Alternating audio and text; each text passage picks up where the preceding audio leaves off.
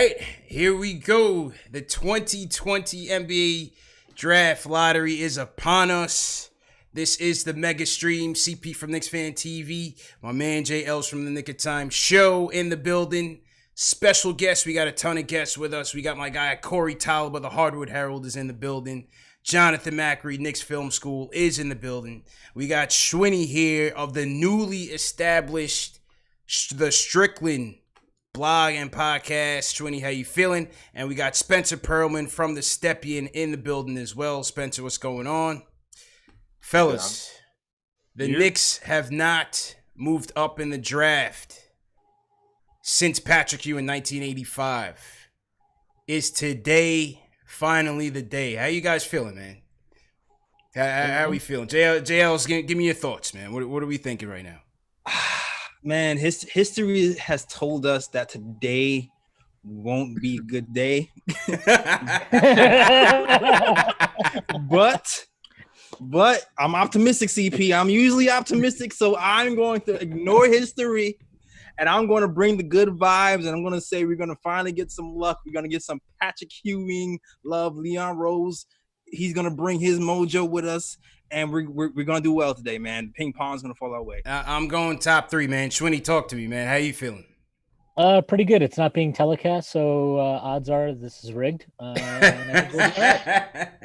And like, what better way to reward the Knicks than, have us move up in a draft where there's no consensus on who the best player is. Absolutely. Macri, where are you on things?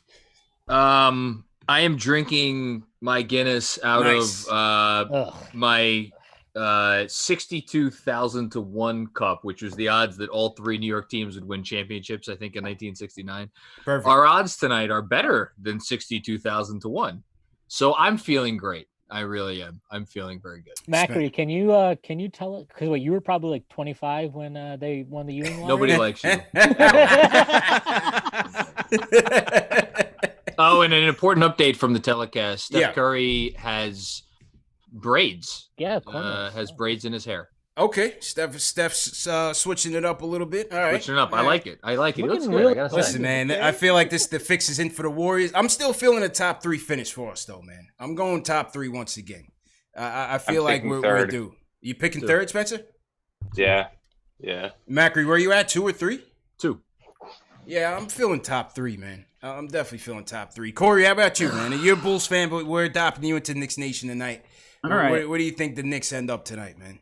On the Manscaped contest, I put 2. Okay. Excellent segue, because tonight's show is sponsored by Manscaped, the #1 men's grooming tool below the belt, man. So make sure you guys sign up for the contest. We are giving away the Perfect Package 3.0. It comes with a Manscaped trimmer, a pair of boxer briefs, a travel bag, some toner, deodorant. Trust me, man, this is the tool that you guys need. You guys are ultimately getting off of quarantine soon. Don't go out on that date without trimming that lawn, fellas. Come on, man. You guys got to get it together. Trust me. Trust me. Manscaped.com. And for tonight, our viewers are receiving a 20% off their purchase. So go to manscaped.com, enter promo code Knicks, and get 20% off your purchase, plus free shipping on all products. So definitely a great deal. All right, let's get into the draft and the prospects. Obviously, a lot of talk where the Knicks are concerned is LaMelo Ball. How are we feeling about LaMelo? Schwinny, kick us off. You haven't been on in a minute. What are you thinking about LaMelo and the prospects of LaMelo to New York?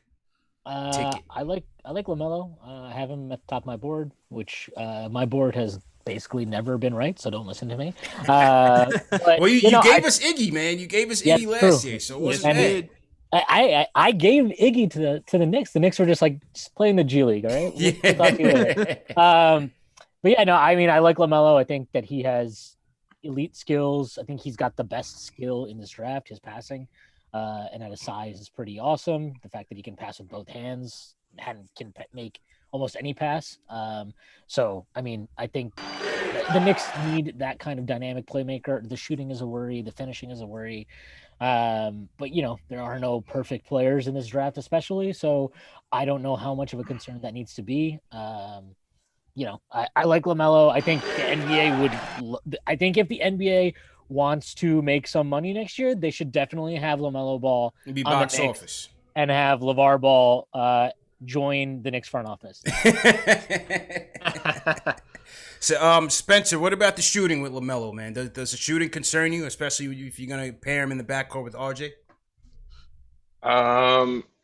I mean, maybe a little bit, but he shot 34% above the break threes, and that's where he creates the spacing. So I'm not that concerned. He shot 11 of 28 on catch and shoot threes, which is a tiny sample size, but it's not like he's missing everything. Like, it's a work in progress, but I buy the shot because of the touch. And again, if he's taking 7 threes a game, and if he's hitting them at 30, even 32%, whatever, 33%, that's enough to drag the defense out, which then brings up everything else. Like, it brings up the passing, potential driving lanes. He just has to hit like just enough to amplify everything else. JLs, where are you on the LaMelo conversation, man? Of course, I would love LaMelo on this team. I think we really need a lead guard here. I'm curious to see what Tom Thibodeau will do with someone like LaMelo, because if LaMelo does come to the Knicks, he's used to having the freedom to kind of do what he wants. And Tibbs will give him the keys, bro. Tibbs will give him the keys. Tibbs gives him the keys. Do you think Tibbs gives him the keys? Yeah, I mean, he gave Rose the keys. He gave John Lucas III the keys. and Nate Robinson. Yeah, he gives your DJ Augustine got the keys. Yeah, they got Marcus the keys. Teague got the keys. Jeff Teague. Jeff Teague gets the keys. Give the whole family. Give the For whole sure. family the keys. For sure, man. Macri, what about you, man? Yeah, I mean, everybody said stuff about Ball the player. I think they need top line assets, whether it's going to be guys that play for the organization for 15 years or guys that they're looking to ship out as soon as they could improve their stock by 10 or 15%. And with the exception of Anthony Edwards, who, I'm sure a couple of these guys could speak to this more than me, in terms of how effectively it would be to improve his stock on this particular roster. I think it would be easier to make LaMelo Ball look good on this roster as like a future potential all-star than it would be Edwards, given the other components that are currently here. So, Leon Rose knows what wins in this league. He might be new on the job. He's not stupid though. Macri's playing chess, man. Macri's playing chess, man. 8D chess. Backgammon. Corey, you did a breakdown on LaMelo on your channel. What did you see from him this year that you like? I'm actually a little bit lower on LaMelo, I think, than a lot of people are. With that said, I still have him third on, my board. But to me, he's a lot like a freestyle rapper. Yeah. He is just like, everything he does is straight off the dome. And I think that sometimes there's a disconnect of that he's this like, has this godly basketball IQ. And I think that he reads the game quicker and better than a lot of other players do. And there might be some overlap there, but I don't know if he's a guy that could make a hit record. He might just have some bars, but can he be great? Can he put it all together? Can he put it all together and make a song? Have you seen Drumline? Nick Cannon, it's a classic. Yeah, he's like Nick Cannon in Drumline. He can like he can play the music, but he can't read anything. That's my concern. I've got a question. So, if you have somebody who can read the game faster than everybody else, and you can make those split decisions, why do you have to be able to, orchestrate everything? Like if he's just quicker, you don't have to, because the whole thing is like, if you have these skills that you have, like if you have the elite skills, and then if you have ways to amplify that, whether it's your athleticism with Kyra and how Kyra can now use the whip passes by her hand because of the speed. But if you can just process everything that much faster than everybody else, which he does, because, whether it's, if a big comes up to like blitz a screen, he sees them, they take that first step there, the ball is out of his hands. So even if he's like not running everything, that ability to like instantaneously make that decision, I think that's more than enough. Well, don't get me wrong. I mean, that's why I have him third, because the way he can do that is, still at his height is outrageous. But I think that, a lot of people look at him and see this kind of like Trae Young, Luka Doncic combo, and you can get into Jamal Crawford, Jason Williams territory very quick, because where the basketball IQ comes in is you see a lot of those long jumpers that he takes early in the shot clock, which, I know a lot of people say he improved on as the season went, but it was still an issue to me. Is that something he could fix? Absolutely. And a coach like Thibodeau would get the most out of him. Yeah. But for me, I think there's a disconnect between, his overall basketball IQ and the asset that he has, which is using his talent, using his handle, using his ability to read things at the last second. It's a valuable asset. If he puts it together, you're looking at a superstar. But if he doesn't, you're looking at a guy that he's not going to be a piece to your team. So if you give him the keys, how fast and how far are you driving? So who are your top two? Just curious. My top two are Anthony Edwards and James Wiseman, which I know will probably be a little bit controversial, but interesting. He's throwing Wiseman in the mix. Okay. I actually have something with LaMelo.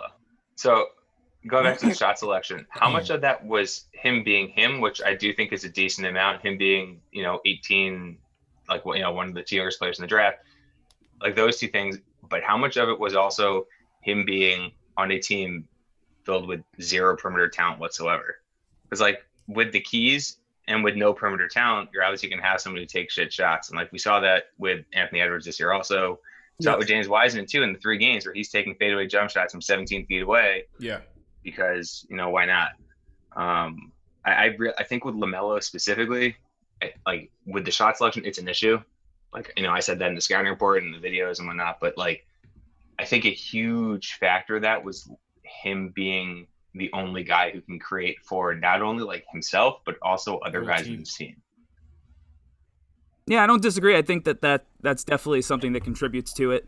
And that's going to be the thing with him. He's young. He doesn't have a lot of experience playing structured basketball. We all know how he played at, Chino Hills. So everything is new to him.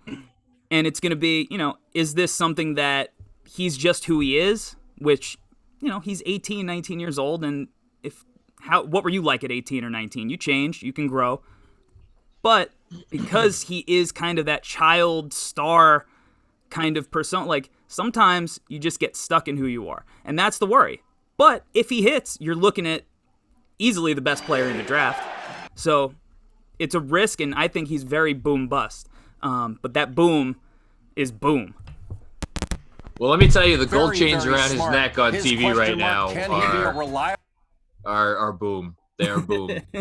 He is rocking the gold chain. I think, by the way, we're about 2 to 3 minutes away from the beginning of the reveal for the picks. 2 to 3 minutes from the reveal. Okay, sounds good. Let me let's get a call in here.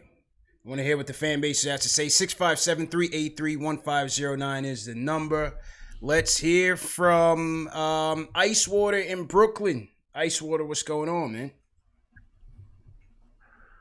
Hey, man, what's going on? How you feeling, bro? Hold on. I got you. Mm-hmm. I got you. I talked to you a couple of days ago about hoping that the Knicks don't take LaMelo Ball, and I just feel more strongly about that now more than ever. You got to get there first. Got to get in, 1, 2, or top 3 first. So we'll find out. This guy's not a winner. He's just not. I don't see him as being a winner. I don't see where, he can come in and help a team right away. He's never really had any decent coaching. He's just raw. There's certain picks, just so you know. If the Knicks get the number 1 pick, I think they should package it and trade it or something. I just don't. There's nobody in this draft that really excites me at all. Or anybody can come and help the Knicks right away or in the next couple of years. Yeah. All of these guys are going to have to be coached up. I just really hope that they don't take LaMelo Ball. I look at past history and I look at his brother, and it's all the same things that you're saying about LaMelo Ball now, you were saying about his brother. No, that's UCLA. That's not true, though. Hang on. Go ahead, Spencer. Go ahead. Hang on, Iso. Spencer, go ahead in this. I want to push back on that because Lonzo was, his shot was better, sure. His shot also had funkier form that I think LaMelo does. LaMelo's then LaMelo shot. And then, oh, look at that. We didn't. Awesome. specifically with the passing the half court. Nobody's moved up, by the way, in the first 6 picks revealed. So Lonzo. where are Are we you at on the fucking picks? kidding Hold me? on, where are we at on the picks, Mackie? So the Knicks just got the 8th pick. The 8th. No. Poku. The 8th pick. That means Charlotte has moved up. Are you kidding me? Charlotte has moved up. The Knicks had a 50% And the Bulls have moved up. chance Let's at go! 8. Wait, And so really quickly. yeah, go ahead. Going bro. back to going back to the LaMelo Lonzo stuff. Lonzo is not a half court creator at all. LaMelo's like an elite half court creator. Lonzo was unbelievable in transition, but LaMelo is as well. In terms of creating their own shot, LaMelo's got that. Lonzo doesn't. So like they're similar. How? I mean, I'm not trying to be mean. I just don't really think they're very similar at all. Yeah, Lonzo's not shifty. Yeah. LaMelo's got a shifty handle and he can, he doesn't need a screen to blow by guys. Lonzo, even with a screen, sometimes has trouble, getting around it and creating his own shot. So I also don't really see the parallels other than they're both tall point guards who can pass really well in transition. But, I think Spencer covered it pretty well. So we have a top 4, pick. by the way. Who's in the top 4? Who's in the top 4? So the top 4 in some order is the Warriors, the Timberwolves, unless I screwed that up, I don't think I did. The Bulls and the Hornets. So those are the teams in the top 4. Eighth. That would be the eighth. So we had a 20%. I think we had a 20% chance of ending up. Yeah, it was about 50% chance at 7 to 8.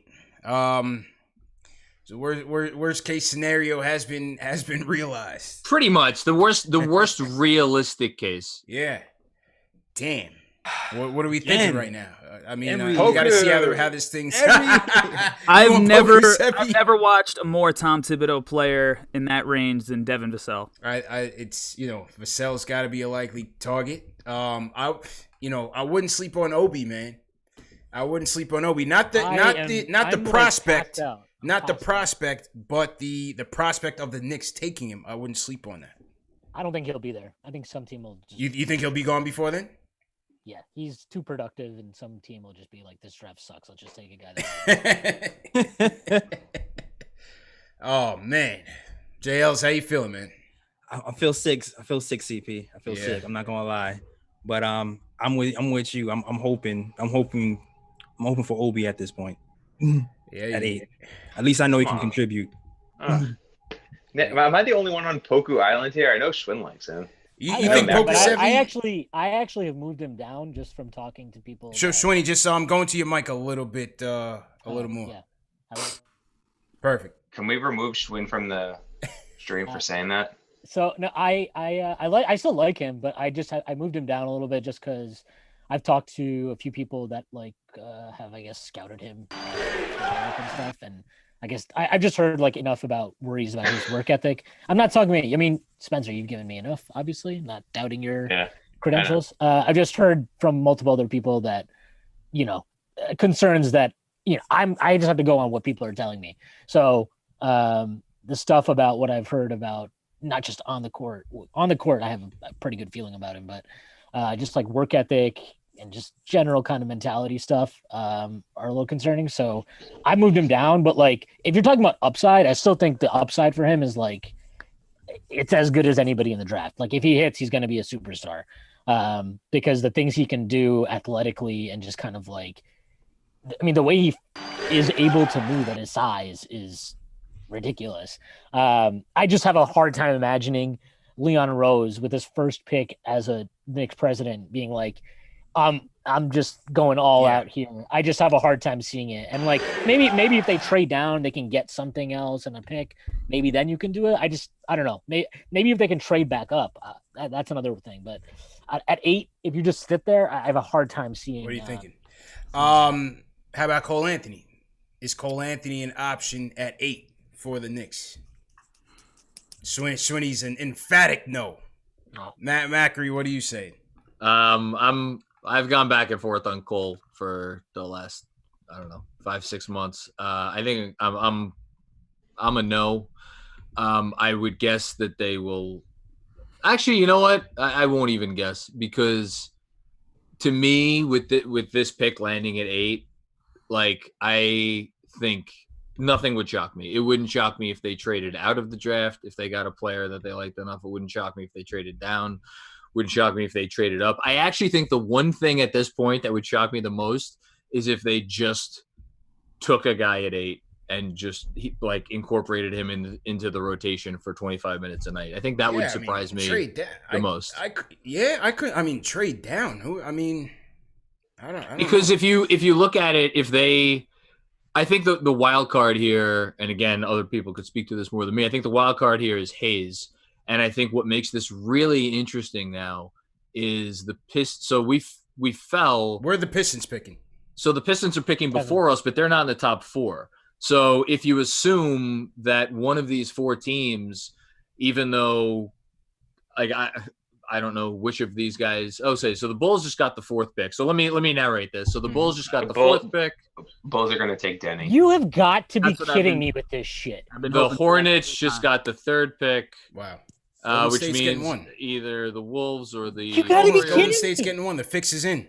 Jesus. No, the Warriors Christ. got the 2nd pick, which means the Minnesota Timberwolves. The Timberwolves have the pick. Timberwolves. Oh God. So this is interesting because that means Wiseman is off the board for number 1, and you would think that they're going to take Anthony Edwards because I think he makes the most sense alongside the rest of those guys. But who knows? Maybe they take Ball. But either way. Someone's taking Ball in those top 4. He's not going to fall, which means the Pistons, who are desperate for a point guard, are going to take the next best point guard, I think. Killian Hayes. Hayes. And that's Killian Hayes, which means he's probably not going to fall to us, which means it's either reaching for a Cole Anthony or a Kyra or a Tyrese or, name your point guard or trading down or trading out. Did you just name every possibility? Yep, sure did. I don't know, man. I can't see a trade down happening. I'm with you. I think it could be a Halliburton. Maybe they go up and get Kyra there. Vassell, I think, is a viable option. Are you guys? Is it point guard or bust with this pick at 8? Absolutely not. No. Absolutely No. not. What it should be or what it will be? No. What do you feel like it should be? It should just be draft a good player. I don't see this as the Knicks suck. It's not like there's a bunch of guys on this team that you're like, oh, we can't, we don't need this thing. We need everything. Okay. We need shooting. Man. We need defense. We need we need everything. We need competence. General competence is another thing we need. We don't need to be like this idea that we have to draft a point guard has got to be one of the dumbest fucking things that anybody could keep repeating, and I'm not saying you are, but I've seen Berman write this in every article he writes. The Knicks need a scoring point. The Knicks need a scoring point. They need a scoring shooting guard. They need to score. They need everything. They need somebody that can score. Yeah. So it's just a stupid thing. Just take the best player you think fits. For me, if I'm just sitting there at 8 in this draft, I'm not worried about upside. I'm trying to get a guy that I can put into my program and get value on his rookie deal and can play basketball. And if Vassell is there, I'm just taking him because he's gonna help. He's gonna force you to play RJ at the 3, which is great. Yeah, he can shoot the 3. He's a great team defender. You would just do that. Just be normal. You don't need to try the Knox thing. We don't need to upside. No, none of that shit. Okay, just take somebody who can play, especially in this draft, because this is not a draft that's you got 15 guys out there with superstar potential. It's not. So just relax. Don't be the Knicks for a few days. It'll be fine. Just take somebody who can play and can produce immediately, because I don't want to draft another one of these projects. And then a year into it, everybody's like, why isn't he good yet? He's not producing. Yeah. This guy sucks.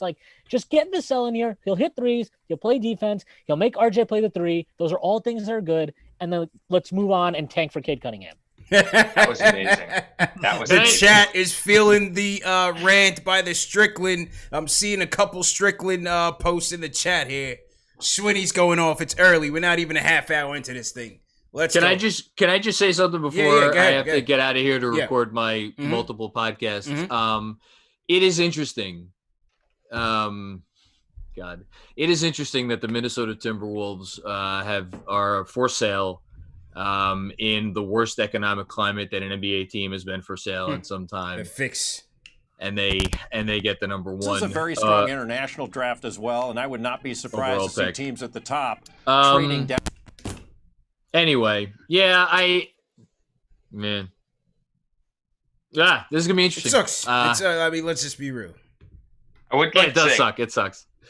Kyra is an awesome fit for what the team not only needs, but he's like, I would take him before Cole. He like, going back to the whole elite trait thing. If you have someone with an elite skill that can amplify other things, you take it. Kyra has the speed. He's like that running back who plants one time and he's in the paint, but his passing, his vision's not very good, but that doesn't matter when you can make every pass that you want someone to make. And like with RJ, who's slow, first of all, I would need to say Knox was shit pick from the beginning, never should have happened. Just need to get that out again. Okay. But Kyra getting into the paint with RJ, just like you need athletes around him, guys who can actually collapse the paint and open up potential shots for potential shooters. And he can do that. Cole can't do that though. You know, he's a better movement shooter and whatnot. Vassell, he's not doing that. He's a good fit. He's going to be a good impact player. But at the same time, like it's too safe of a pick, I guess. And like it's a good pick. I need upside, man. I need upside. I understand what he's saying with the safe. I would take Vassell. We need defense as well, of course. And we need the 3-point shooting. I would take him. To piggyback on Kyra, and I think he's an amazing fit too. If you look at, and we not rattled them off before, all of the point guards that Tom Thibodeau has coached, he shares so many of the same strengths. So you have a coach in place that, one, Kyra is talented enough to be taken there. So let's not just say it's a reach. But you also have a coach who can get the most out of him and use his skills, hone his skills. And with the way that the NBA is and all of the space that you eventually ideally want on this floor, I mean, he's going to be able to get wherever he wants. So I agree. I think Kyra's awesome, and I think he's a guy that whatever kind of combine situation happens or doesn't, I think he's going to be a riser and a guy that eventually starts getting like consistent talk in that top 10. He's apparently been talked about in the 8 to 14 range, or like 8 to 20. I think it was 8 to 20 as of back in March or February. I forgot when I heard that, but that's what it was then. You got to think that it's probably only gone up since because they've watched more film on him, and like he's good. He's not just some guy who's just okay. Like he's good. He has elite skills, and he's still super young, like really, really young. Younger than Cole. Yeah, as a sophomore. It's like a year younger, right?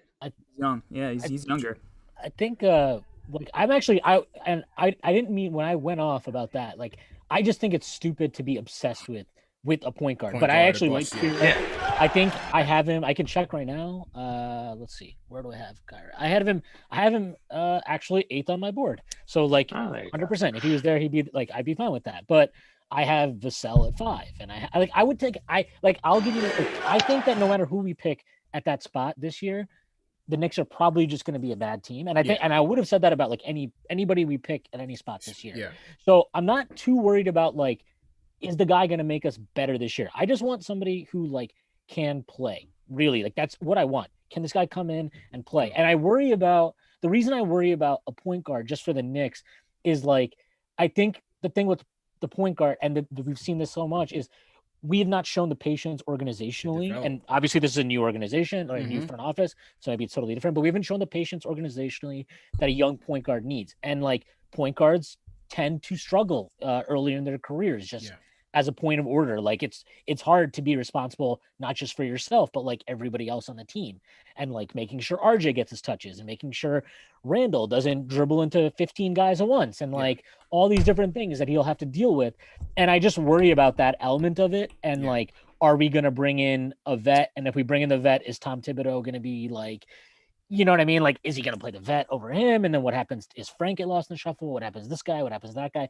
I just worry about that part of it. If they took Kira, I don't know. I actually don't know. If you just take him there, I'm okay with that pick. Like, I think he's worth that slot. Yeah. I just feel like Vassell will probably be on the board. I have him ranked higher. I have Patrick Williams ranked higher. And I have Okoro. Like, I'm not trust me, like I have him in the same tier, so it's not like if they took Kyra, those guys were on the board, I would lose my mind. I'm like very big on the idea of if you don't think anybody is like a superstar, and I don't think any of these guys are particularly have huge star potential, I'm sure we can debate that with Kyra. I just am like more into what is your realistic fit going forward on a team? What is your ceiling in that? And like, I just like guys like Vassell and Patrick Williams a lot because I think they force us to play in a way that I like. Like, I think if you draft Patrick Williams, you're almost definitely going to have to play him at the 4. And just the idea of him at the 4, I like that idea of him and Mitch at the 4. Are they going to be good next year? Hell no, definitely not.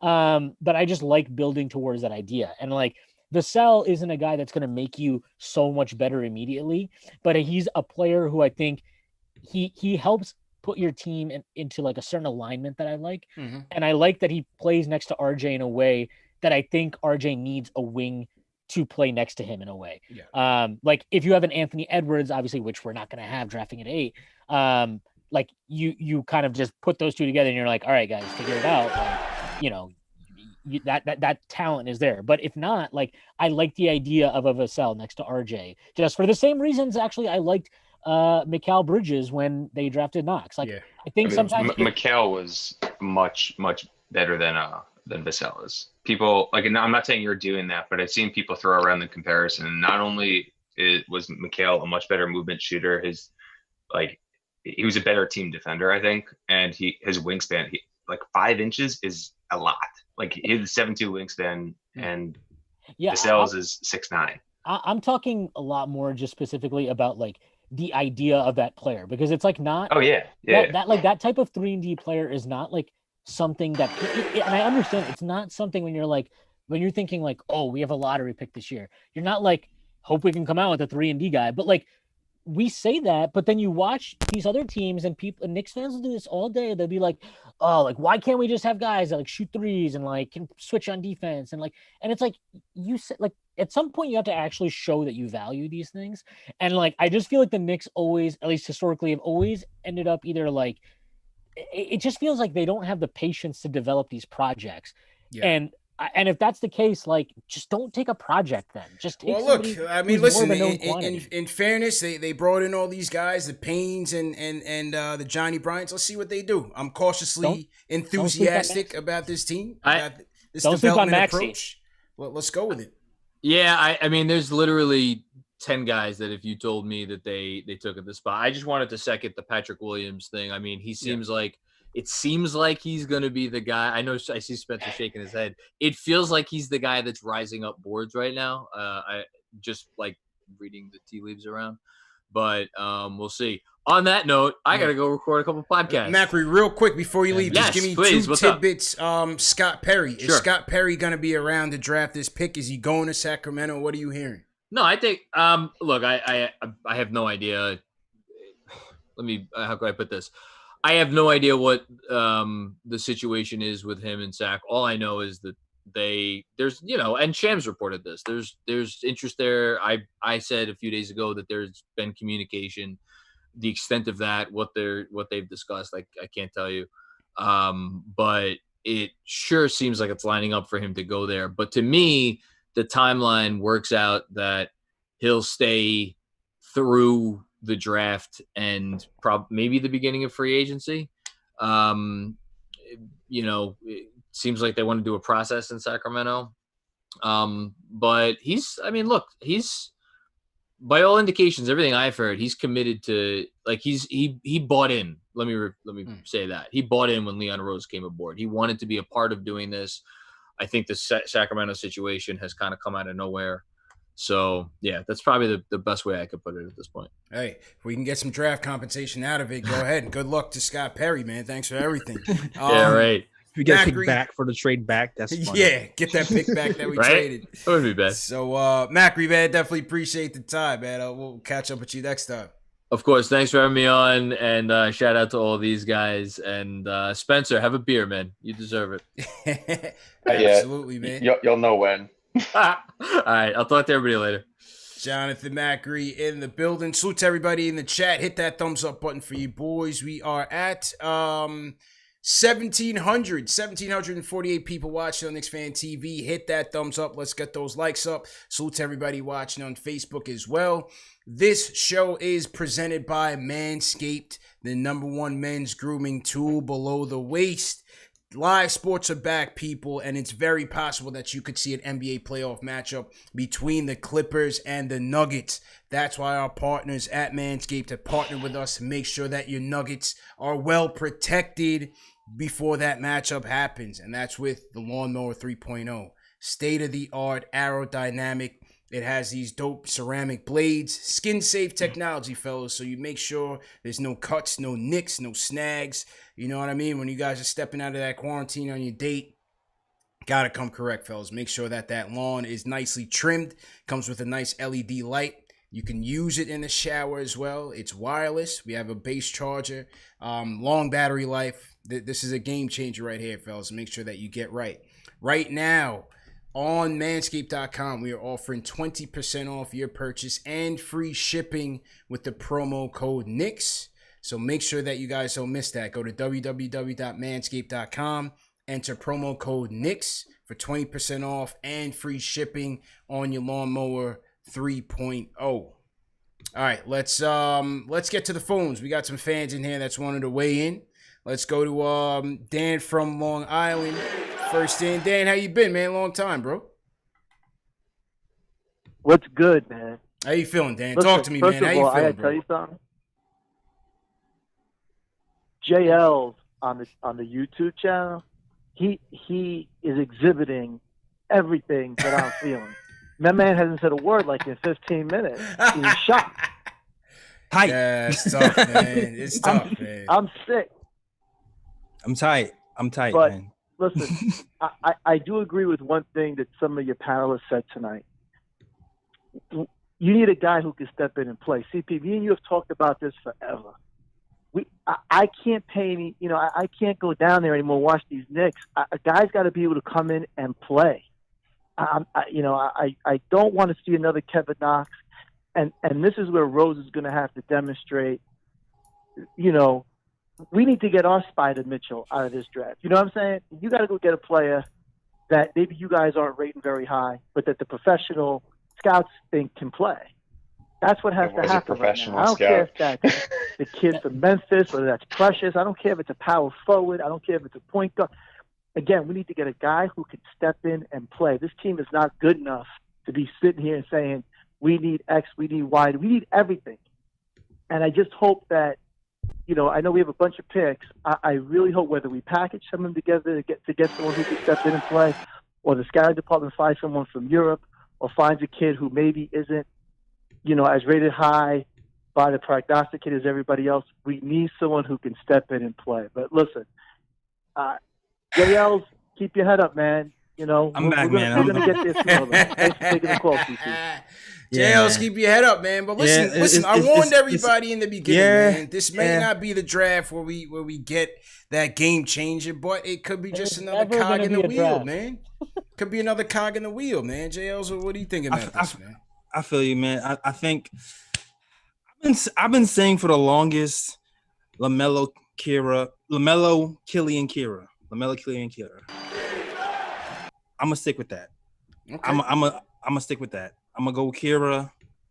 A guy I feel like I know his passing isn't what it's all up to be, but the speed, like Spencer said, is Ferrari-like speed. I feel like his passing got better as time went on too. I seen him make some really crazy, like live action, one-handed passes on the nose to like the guy sitting at 3-point line. So I'm hoping that maybe he can gain some more of that point guard awareness as time goes on, and Tom Thibodeau can coach him up on that side of the ball, and we'll just go from there. Because to me, with the point guards we have, I just want to pretty much clear house, man. I just want to clear, get clean the house, man. Go. I feel you. Dennis Smith Jr. go. You know what I mean? Elfrid Payton go. Get in some young talent so we can actually have a semi-core, and then worry about the free agency stuff later. I'm not super confident we're going to get like a game-changing point guard free agent this season. So for me, I feel like it's even more imperative that we try to draft a young point guard. We have something to look forward to. You know, even if we end up moving a point guard later on past this season, you know, especially considering that once we get past that second tier, everybody's in this weird clump together where there's no big separation. You know what I mean? Mm-hmm. So I feel like it's good to concentrate on the point guard at this point. I think that's I agree. Like, I think it all depends on what is their goal for next season. Like, I don't think there's anything they can really do that's going to make them some high quality team. No. But like, are they okay with like drafting Akira and dealing with the fact that he might struggle? Like I said, like young point guards struggle initially. That happens all the time. Like, are they okay with that possibility and, you know, letting him take his lumps and riding through that and hoping, you know, like obviously he comes to the other end and he's much better for it. Like, are they okay with that? Or are they going to want to make sure that we put together something on the court next year that resembles from the jump, like you know, every night this is going to be a functional team, it's going to be a professional outfit, and we're going to compete every night, even if we're not. Well, I think a lot of that is going to come from the money. A lot of that's going to come from free agency. Yeah, and so you're right, and that's what I want. So like, if that's their thinking, like if they're like, you know what, we don't have the wherewithal, and we need to get solid point guard play in here. Like if they're just like, we need to go get a Fred VanVleet this summer. We need that because we need to get a solid point guard in here to help RJ, not have to like carry some large playmaking burden, to help Mitch, like so Mitch doesn't have to roll into the paint into some like clogged, you know, 15 people standing there kind of thing. To have a point guard, like to have a point guard you can run a high pick and roll with, and he can pull from 30 feet out even. Like we haven't even had that basic thing. Like the Knicks have not had a point guard who will just run a high pick and roll and might actually be somewhat of a threat to shoot from there since like Raymond Felton in 2012. That's a fact. I get it. That's a fact. And so like, I just think like I'm not disagreeing with you, JS. I'm just saying like, I know if that's how they want to proceed, where they're just like, we need to look like a professional outfit because that's what's important to like us moving forward, to maybe attract free agents in 2021, or to, you know, just because that's how we feel like to best develop RJ Barrett and Mitchell Robinson, then I think you have to go a different way with that pick. And so I think like just what their goals are for next year really shape like who they should be targeting. Because if you're okay with just like taking your lumps, like I know the last caller just called in, he was talking about Donovan Mitchell, like, and I get like that's somebody basically, I mean, that's like somebody that came in and had a larger impact than anybody really thought at the time that he would.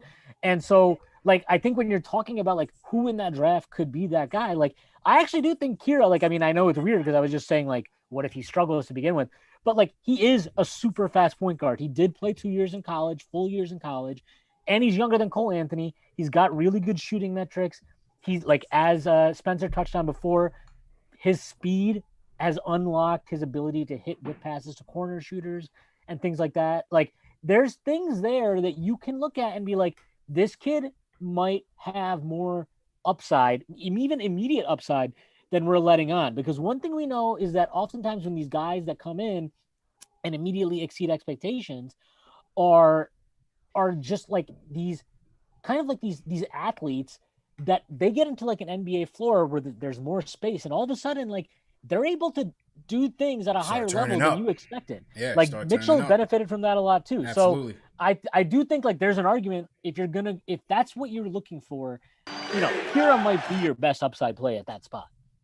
I think like I tweeted this like a month and a half ago, just maybe, I don't know, I guess just in the restart started, watching Kira, I mean, I'm pretty sure it's Kira, I could be wrong, but watching him play, watching him get into the paint with such ease at Alabama, then realizing just how much more space the floor is in the NBA and how much more like just how faster the game is.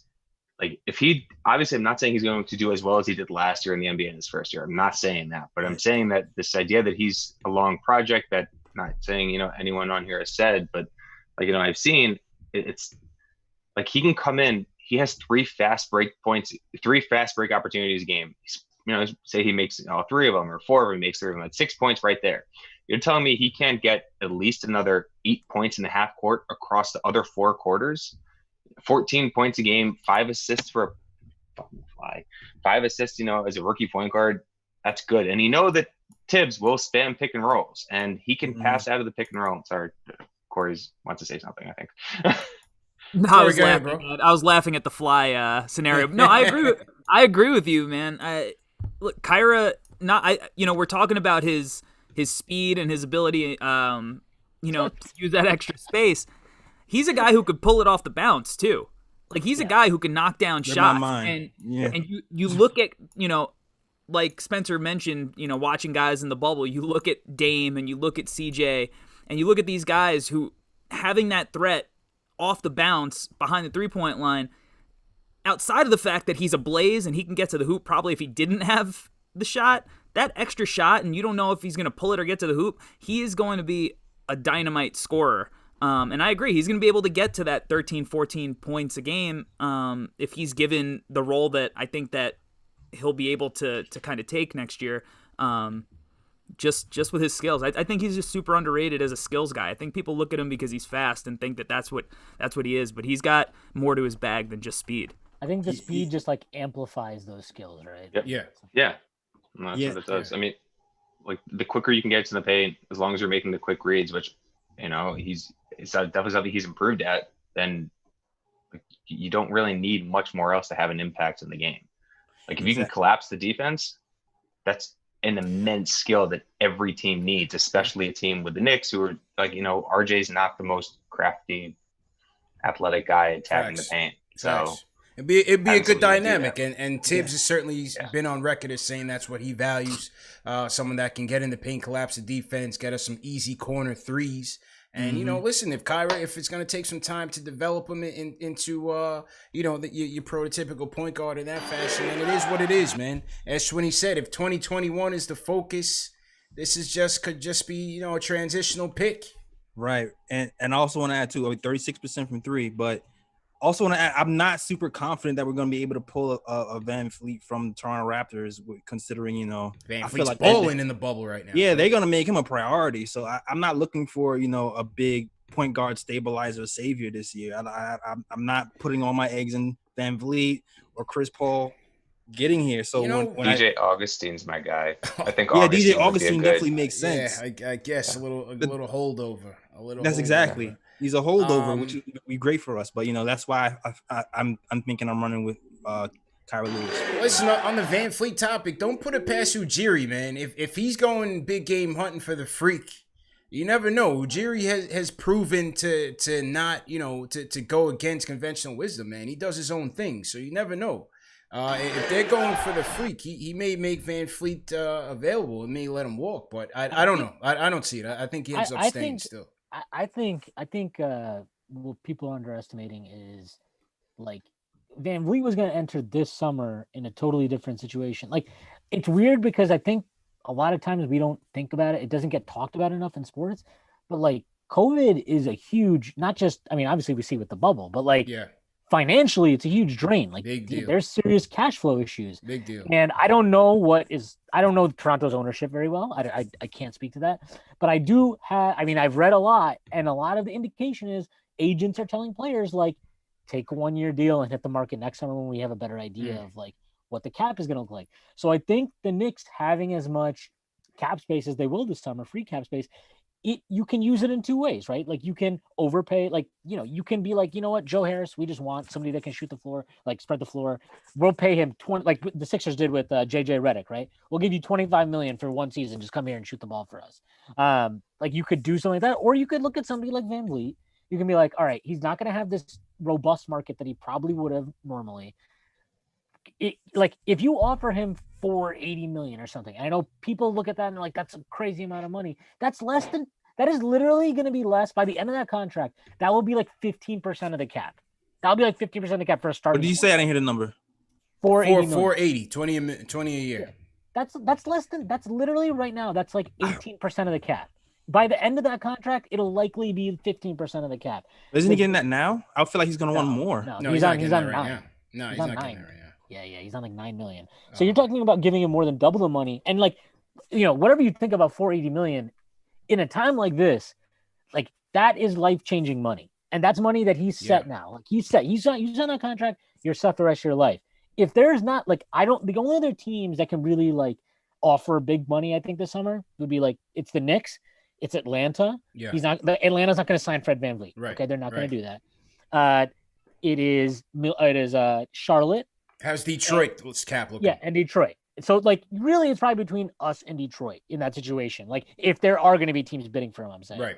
So like I just think like I don't know. Like I keep like going back to this, and I just find it crazy that for a team that like we sit here and we've just been talking about it for so much. Is like the Knicks haven't had a point guard in forever, right? Like we haven't had a good point guard playing forever. Mm-hmm. We need a good point guard play, and I just feel like it's crazy how many Knicks fans are so scared to give somebody like Van Vliet that kind of money because they're like, there's this weird thing about he's a system point guard. Like I don't know what fucking system makes you good at shooting like pull-up threes. I don't know what system that is. Defense like he is. What's up? Defense also. He's tiny and he legit guards, a position and a half, scrappy, not all two. He's scrappy. Van Fleet would definitely be an interesting pickup. Let me get to some more phone calls. Salute to everybody in the chat. Hit that thumbs up button for you boys. We're about 1,500 in the chat. Welcome everybody to Knicks Fan TV, Nick of Time Show. This is the NBA Draft Lottery Show. Knicks picking 8th, man. What do you guys think? Leave a comment in the chat. Let me know what you guys are thinking. Definitely have to shout out a lot of the super chats. We got a lot of super chats in, and we will get to those as well. Remember, the show is also available in audio podcast format, Spotify, Apple Podcasts, Google Play, Amazon Alexa, and Stitcher, so you never have an excuse to miss it. And if you guys are new in the chat, leave us a hashtag new so we can shout you guys out, man. Leave us a hashtag new. All right, back to the phones. Here we go. Nate from Rochester in the building. Nate, how you feeling tonight, man? Hello, guys. I'm good. I'm going to make it quick because you guys probably got a lot of people. Yep. This isn't the end of the world. This draft class is, from everything that I've read, it's pretty weak. I've already put all my eggs in my basket to the 21 pick. So I think it's a good thing that we didn't waste our luck here. If we got the number 1 pick, it might have, I don't know the basketball gods, how they work, but I think we should go for 20 or 21. And on who we should pick, I think the need for a point guard, we do need one. But I still think like a number 1 option, like true scorer type thing is more important. And if you want to address the point guard right now, it's fine. But I still think that it's overstated how much we really need a point guard. I think like a scorer would do much more for us. So give me a pick. Who's your pick? Give me a pick. You can't hang up without a pick, bro. Yeah, number 8. Honestly, I was thinking we're gonna be around like 4 or 5. It might have been wishful thinking, but I'll just say Devin Vassell, just because from everything that you guys said, he knows how to play basketball. He shoots and plays defense. You just throw him in. He'll work with any team. So just give me him, I guess. All right, no doubt, Nate. Good to hear from you, man. It's been a minute, bro. Definitely good to hear from you, man. Yeah, man. All right. Catch you. Yeah, Nate's an OG, man. Nate's been an OG caller. All right, let's hear from Will from the Bronx. What's going on, Will? Yeah, what's going on, fellas? What's going on, y'all? How you feeling, bro? What's going on? on? How y'all doing? Good. All right. I'm good, man. I'm good. So, I want to backtrack just a little bit. My personal feeling, I do believe that Leon Rose will find a way to somehow either trade down or to trade up. I do feel that this is his first pick, and I do believe that he wants to make a splash. I think he wants to have a signature pick, and I do believe that he has his eyes on. I think he had his eyes on LaMelo for for quite some time. So I do believe that I do believe that we're probably going to find somebody to try to trade up in the draft. It's gonna be a costly trade, boy. If we don't trade up, then I suspect that we either might move forward with either maybe Anthony Cole. I think that Anthony Cole kind of fits Tom Thibodeau's mode of a point guard, of like an athletic, attacking point guard that could get to the paint, at will. He could shoot. He got the Jimmy. So I definitely could see them doing that, and I definitely could see them trading back, or using the second pick to maybe try to trade up in the later, and trade up in the later in the round to try to snatch up Kara Lewis. I'm really high on Kara Lewis. I like the fact that he could. I'm not sure who brought it up, but the fact that he could. He's lightning quick. He can get to the hole at will, and he can pull up a three. So like I like in this era of point guards, I think that is a must. Okay. But I believe that those three scenarios, I think one of those scenarios is going to happen as long as we do not pick Halliburton. I know there's a caller that always calls and he's talking about Jay we from need a Florida. I'm with them. We do not need Halliburton. Keep Halliburton the bleep away from our team. I know everybody says about him shooting and him playing defense. I am tired of seeing point guards. I call them struggle point guards. I'm tired of seeing struggle point guards who can't get into the hole play for the Knicks. I'm tired of it. It needs to stop. Like we need to stop the madness. Like we need to be serious. I appreciate the call, man. That, so Spencer, talk to me, man. What do you think about Halliburton? Is Halliburton, in your opinion, a Thibodeau type of guard or point guard? Nope. Yeah, I don't think so either. I don't think so either. Just look at like every point guard. We touched on before. Every point guard who Tibbs has had, it's always been someone who can get into the paint, who's athletic, who can create for himself and others off the bounce. And Halliburton, you put him in drop coverage, you're giving him mid-range jump shots, which he's probably missing off the back rim. And if he attacks, if there's a big standing in the way, he's probably going up for a floater because he's afraid to attack the rim. He's a very skilled passer. Can't take that away from him. I just worry, and I spoke about this on Bassini's podcast, that the way defenses are played now and how they, if there's an easy way to exploit someone's lack of offensive skill, they do it. The simplest pick and roll coverage is drop. If you put him in drop coverage, if you try to defend the pick and roll with him and just have a big standing, like he can be 15 feet in front of him, he's completely screwed because in theory everybody else is staying home on their man. Yeah. Sorry, the fly came back. Okay. I don't think Halliburton, he's not an engine guy. He's a connecting piece. Yeah. He's someone who you could put next to a guy, he'd look fine next to Luka. Maybe not Luka, but he needs someone who can actually get into the paint although Luka can do that just differently. Sorry. A real point. If we draft Halliburton, I'm fucking done with this team. I like Halliburton, but that's Sweetie, just easy on the cursing. I got to make sure I get my ad dollars. I got to make sure I get my ad revenue. YouTube's listening. YouTube's Big Brother's watching, man. Just be easy on the cursing. You good? I'm sorry, but I would be done. Yeah. Like that's he's a good player, but he's you need to put him in a specific. You got to put him in a perfect situation. The Knicks are not the Knicks right now are. If you take okay, the reason I like him is because you don't need to do a whole lot to be dude, shoot threes and play defense, right? He's gonna do those things.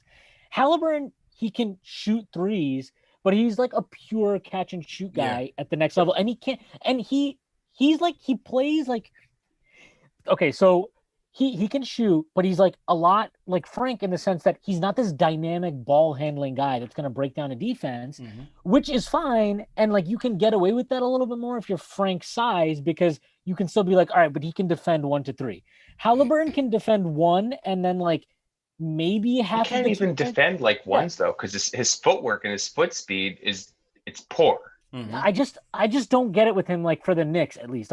Excellent team defender though. Yeah, what Spencer was saying about insert if you have an engine if you have an offensive engine and you want to add a Halliburton, that makes sense. But for the Knicks, no matter what you think about RJ, he's not ready right now. even if you think he has that ability, he's not ready to run the offense. Yet. He's not ready to run the offense. You need to get guys that can make the game easier for RJ Barrett, and make the game easier for Mitchell Robinson. And like there are different ways to do that. But like to me, I don't see how Hallie does that in any way.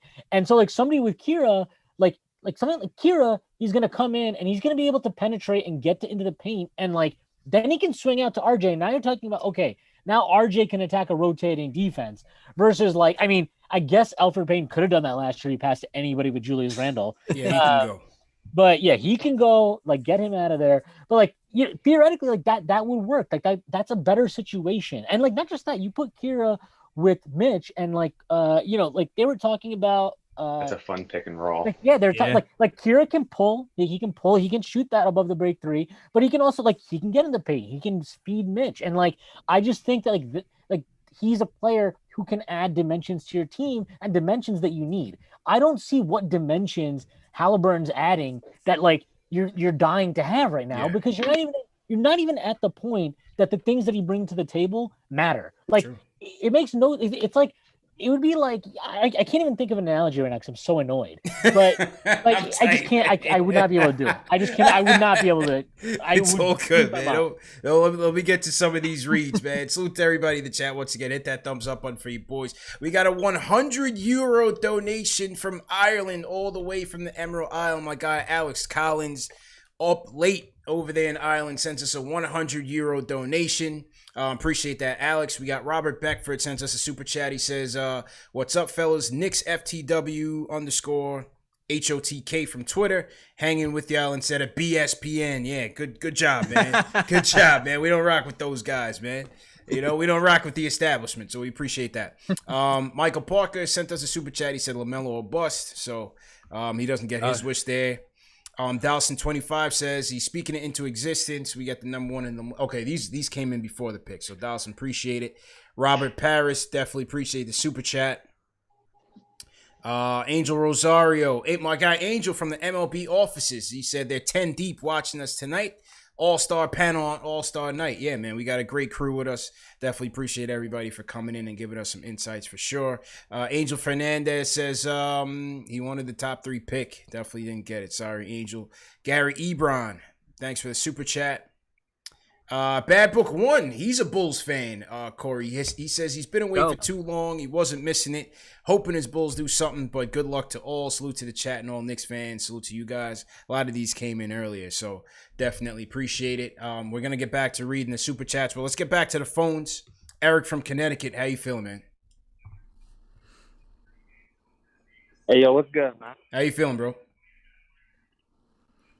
Yeah, I'm feeling good, man. Honestly, being a Knicks fan is funny because, I was so hyped for this whole draft lottery thing. When I heard we're number 8, I literally had no reaction at all. It didn't even faze me because I'm just used to the worst case scenario was realized, man. The worst case scenario is realized, but it is what it is, man. Yeah, no, but that's go. But I feel like 8 ain't really a bad spot to be in. I mean, we bought guys in like Walt Aaron from the Jazz, the guy from the OKC, and other young scouts that they were raving about.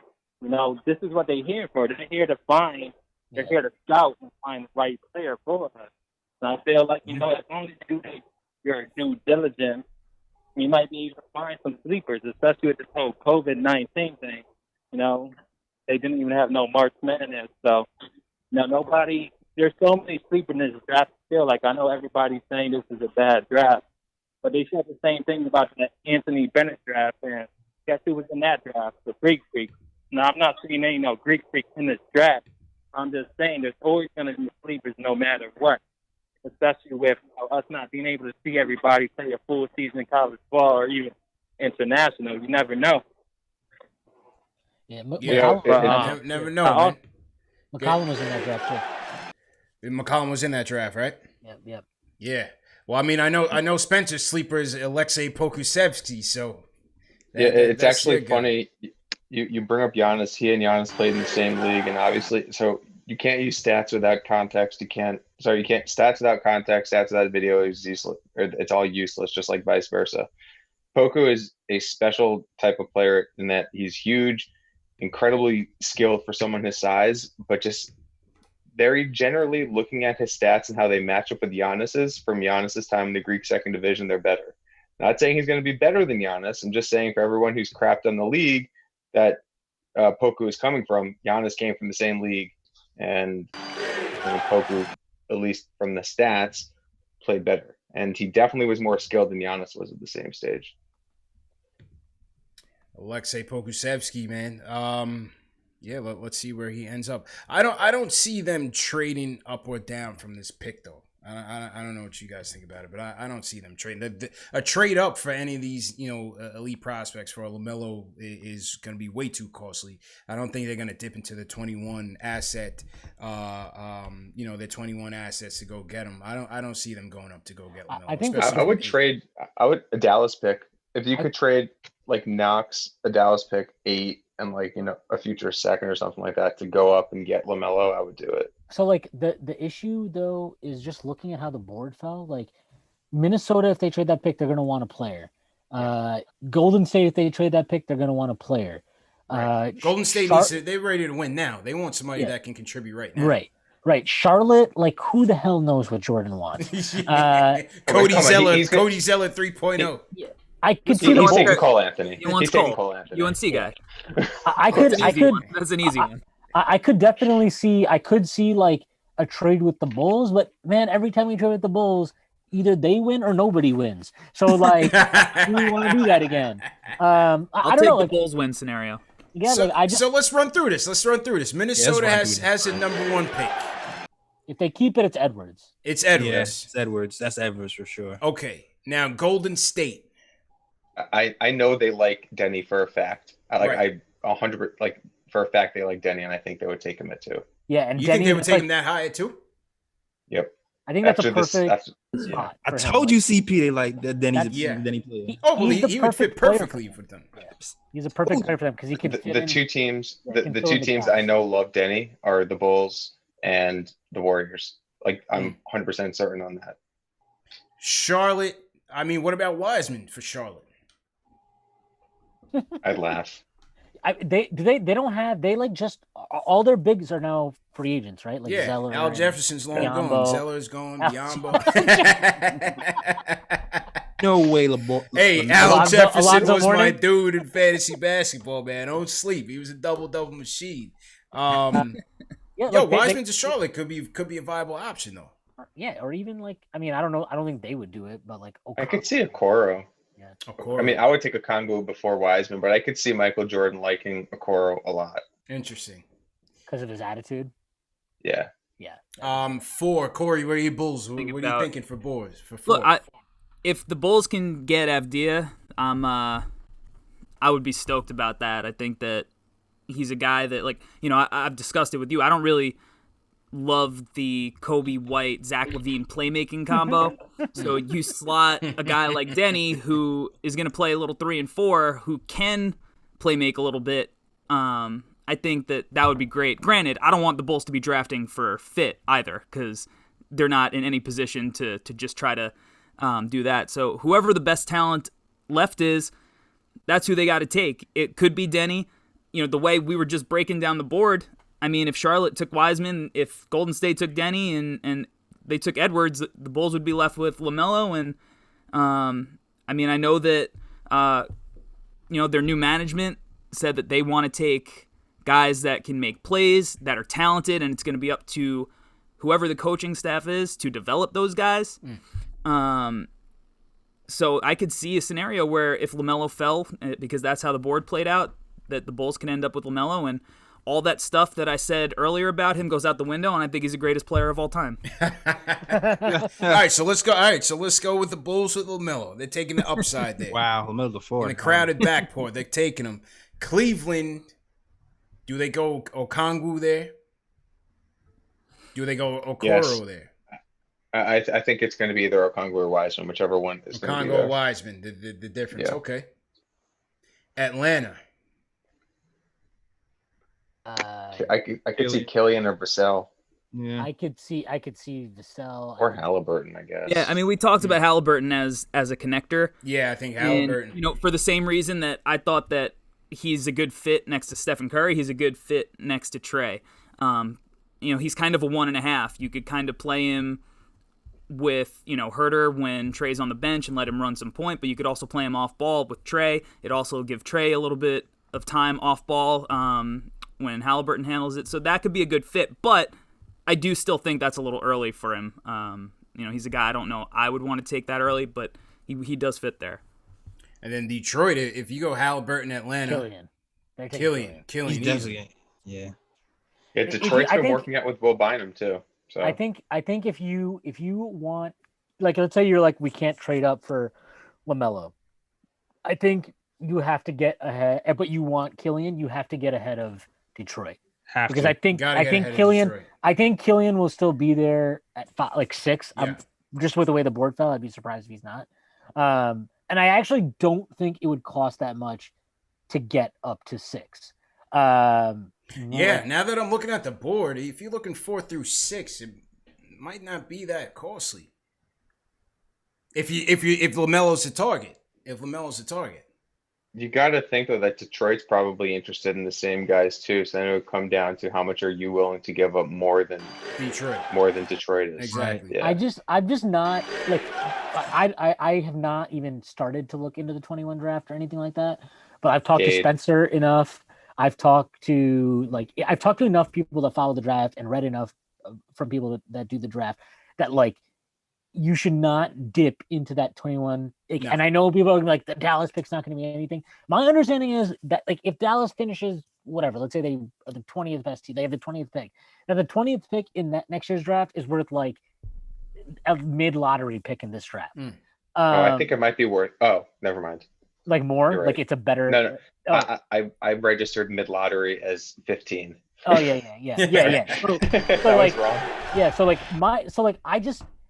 You would really, really, really have to believe in some guy in this draft, which everybody seems to believe is just not filled with top-end talent. Like, I'm not, like, if you can move up using, like, the Clippers pick and some seconds and stuff, like, fine. I'm just not really, and, like, I would move the 23 Dallas pick, because I think that pick is stupid to hold on to. It's like a top 10 protected 23 pick. Like, lottery protected, yeah. That? Use that for a trade. Don't use that to hold on to. Well, look, I mean, if they I do that, but yeah. If they stand firm at 8, you could have Vassell there. Obviously you can go get Kira. I'm telling you, don't sleep on this Obi pick, man. Randall is on the block. I'm telling you all this right now. Julius Randle is on the block. That is number one priority for this team. They're gonna try to trade him. I'm telling you right now. And I'm buying the CAA conspiracy. I'm buying the CAA Illuminati that they got going on in there. Oh, Obi could be the pick. The guy we haven't talked about at all that I totally think might be on their radar now is Maxey. Kenny Payne raved about him before he ever got the next job. Like Berman tweets this out every day now, like, oh, Kenny Payne. So love you, Berman. But like, yeah, I mean, and obviously it's his guy, so he's not gonna say anything publicly, like,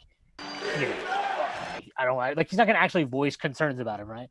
But like, I do think that, like, Maxey, if you're just talking about the profile of guard, like, I do like the idea of that type of combo guard next to RJ, not at 1. Like, I would still use Maxey as a 2 and play and get a point. Right. But like, I do like the idea of how Maxey profiles next to RJ.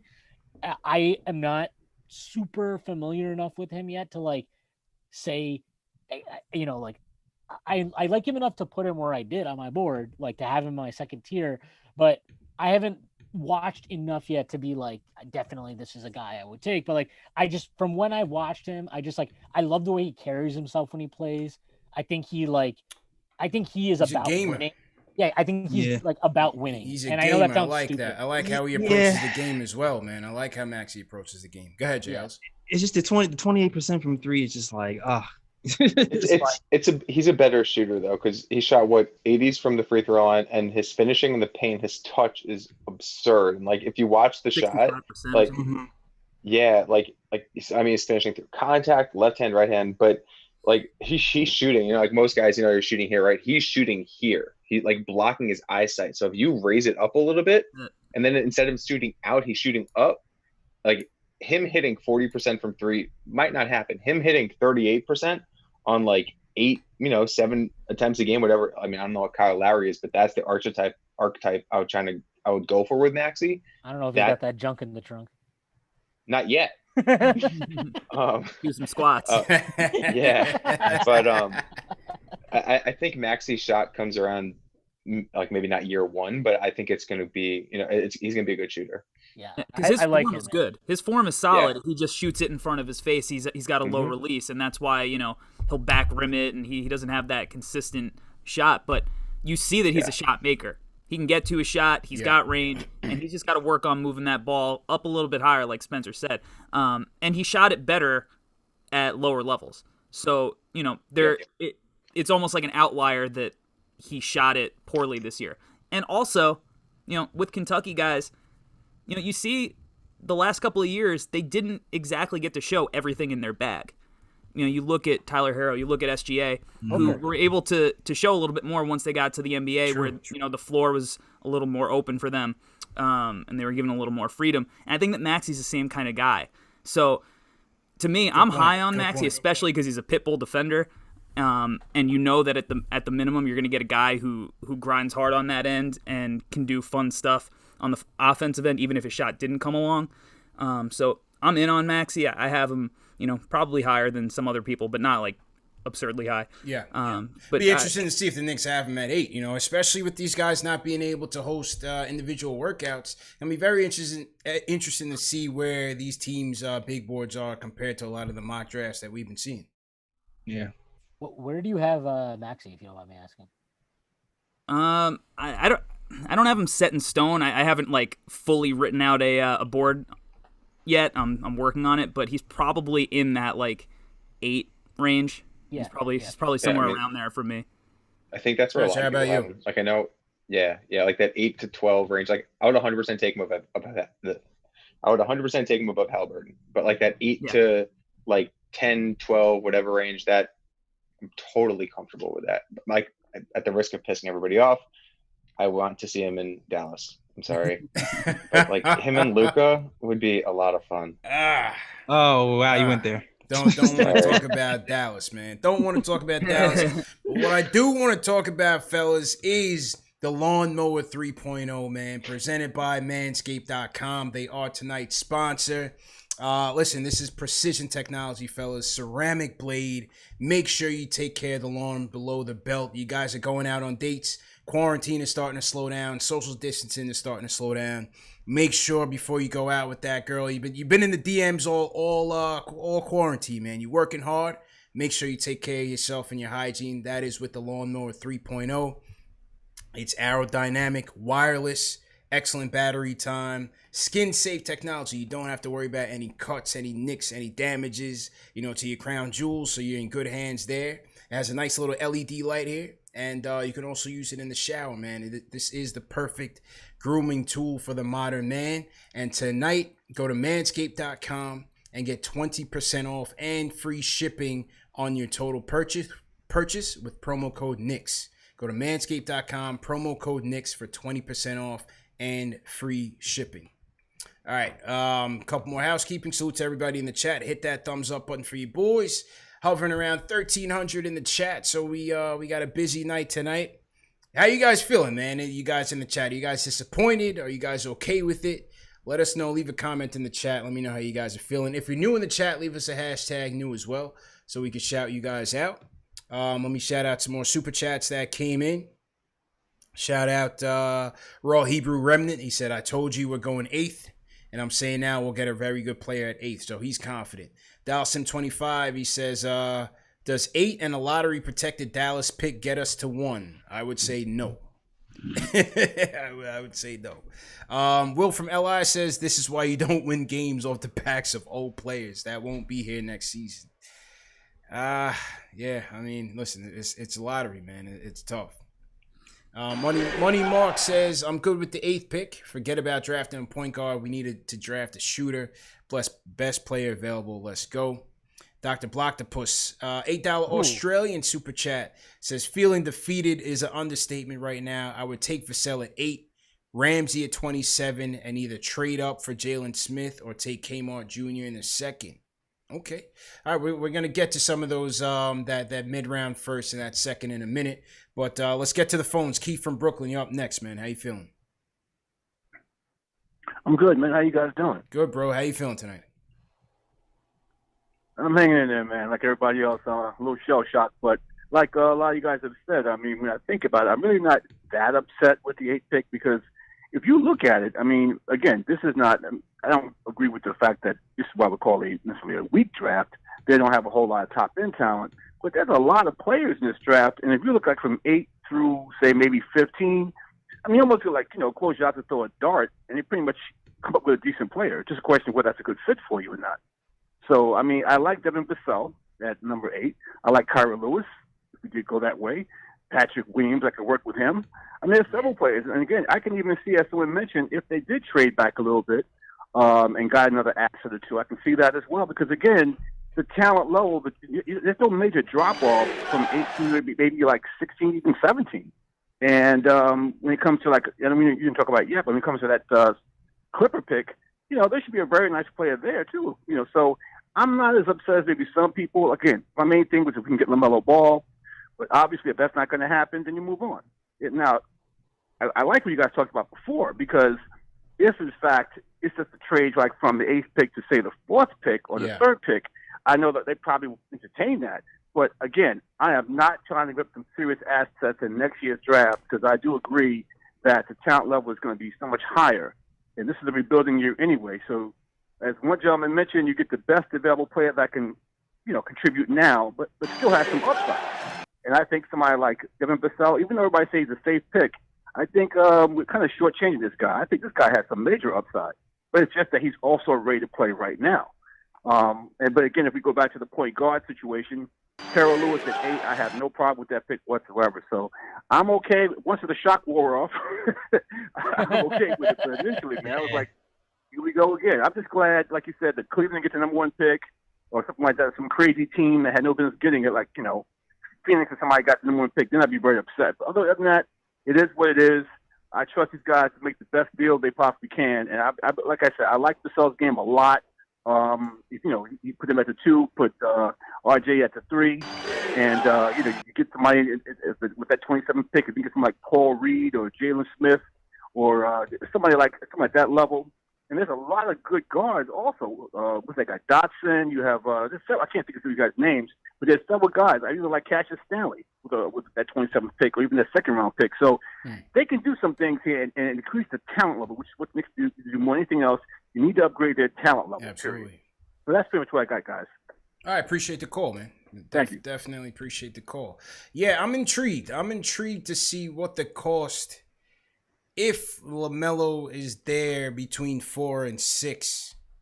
I'm intrigued to see what the cost, what the price is going to be for LaMelo. Of course, Detroit, who needs a point guard, is right before us. So, that could be another kick to the nuts. Absolutely. To Manscaped, no pun intended. That could be another one. That could be a typical, kick to the Knicks nuts with Detroit picking 7th. Of course, the team that needs the point guard is right in front of us. Exactly. I can see them trying to trade Derrick Rose back to the Bulls. Absolutely, man. Somebody in the chat, salute to who left us a super chat. Stephen Weeks said, "How about Aaron Naismith?" Spencer, what do you think? That's your fellow alum from Vanderbilt. What do you think about Aaron Naismith? I like him. I don't think he's as good as some think he is. He's a smart team defender. I think he's fundamentally sound. I think he's a pretty athlete. He gets out of his stance. When he's in these stances, he moves fine. But I don't really think he's not really going to be able to keep up with many NBA athletes. I think if you're really interested in someone who's like Naismith, I would take Des Bane. I think he's simply better than Naismith at literally everything you want. He's not the movement shooter. If Naismith's 100, Bane's 97. He's a much better shooter off the bounce. He's a much better passer. He's a much better defender. Every time I watch Naismith, I keep coming back to Alan Crabb. and how there were a whole bunch of Knick fans who loved him because he was a pretty good movement shooter, but he was kind of slow and he wasn't really defending anybody on the perimeter. I'm not taking that guy at 8, and I don't think anybody wants to, but if I'm choosing between Nesmith, Bane, or even Isaiah Joe, Nesmith's my third choice, Bane's my first, and Joe's my second. And I'm where do you 100% see confident what's a range you see for Bane right now? 20 to 35. Like that's pretty much what I've been hearing. Something like that. Perfect. He's going to be there at the Clippers pick, right in the middle. Good 27. 27 is where the Knicks are looking at right now with the Clippers pick. Yep. Can't wait Yeah, to but like Nesmith's an awesome shooter though. Like he's a very good shooter. I have many concerns over and how he will fully translate from the shooting, because he's not very fast moving around screens, but beyond that, he's not really doing anything besides shooting. And I know shooting is a premium skill, but if you can get shooting at a premium level plus other stuff, you want that. Absolutely, man. So to everybody in the chat, hit that thumbs up button for you boys once again. Alex Collins, once again, thanks for the super chat. He says, cheer up, fellas. Mr. Shit 2011 sends us a $10 super chat. Appreciate it. New York Sports Guy sends a super chat. He says, the brighter side to this, it allows us to continue on the path of development without the high expectations of a Melo in New York. Whoa. Yeah, I feel you. JLs, you don't feel you. JLs, keep it real. I'm going in and out, CP. I'm like, all we had to do was just be 6th. If we just be 6th, I feel like we at least have a point guard who I know can run an offense. Bare minimum. But I'm fine. Start watching film now on Cade. Yeah, Cade Cunningham. Start watching Cade Cunningham flicks. Park City Dion says, take Obi or Vassell and trade up to take Kyra or Tyrell Terry. All right. Tyrell Terry, like, I know Kevin O'Connor has an 8th, and the comparisons to Mark Price, I think, are odd, to say the least. Mark Price. That's some lofty comparisons there.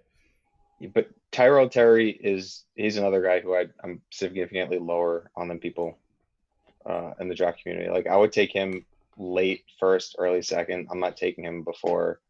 I take Grant Riller before. I take Malachi Flynn before. Yam Madar. I guess I'll say it. I'd probably take Madar before Terry. Terry is 160 pounds. He's 6'1". He has a 6'2.5" wingspan. 6'2" with 6'2.5" wingspan. He's not he's a good shooter. Anyways, yeah. Sorry, I'm just not very. Yeah, are you not buying the shooting with him? I think he's about 40% from 3 this season. Are you not buying that? I buy the shooting. I don't think the volume's going to be there, and I'm more concerned about the defense in that, he's Trey size, but he's Trey size without Trey's shooting gravity and with nowhere near Trey's passive gravity. So if Trey's a slight positive, I guess, I forgot what the PIPM stats were and RPM and whatnot. But if Trey's a very slight positive this year, right? Mm-hmm. If Tyrell isn't anything like that on offense, and if he's an equally bad defender, that's someone who's pretty much not playable unless if he's some outlier shooter, and I don't think he is.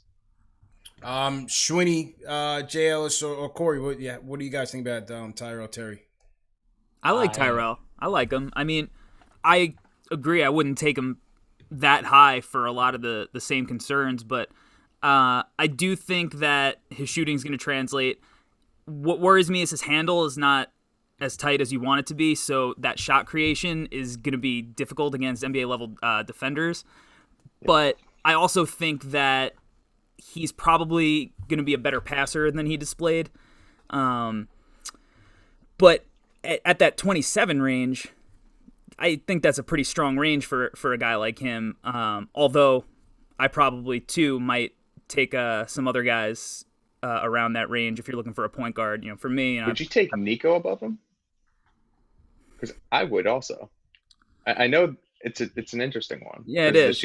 Wasn't great, but I don't think that's one that I would want to answer on the fly. I think I'd have to.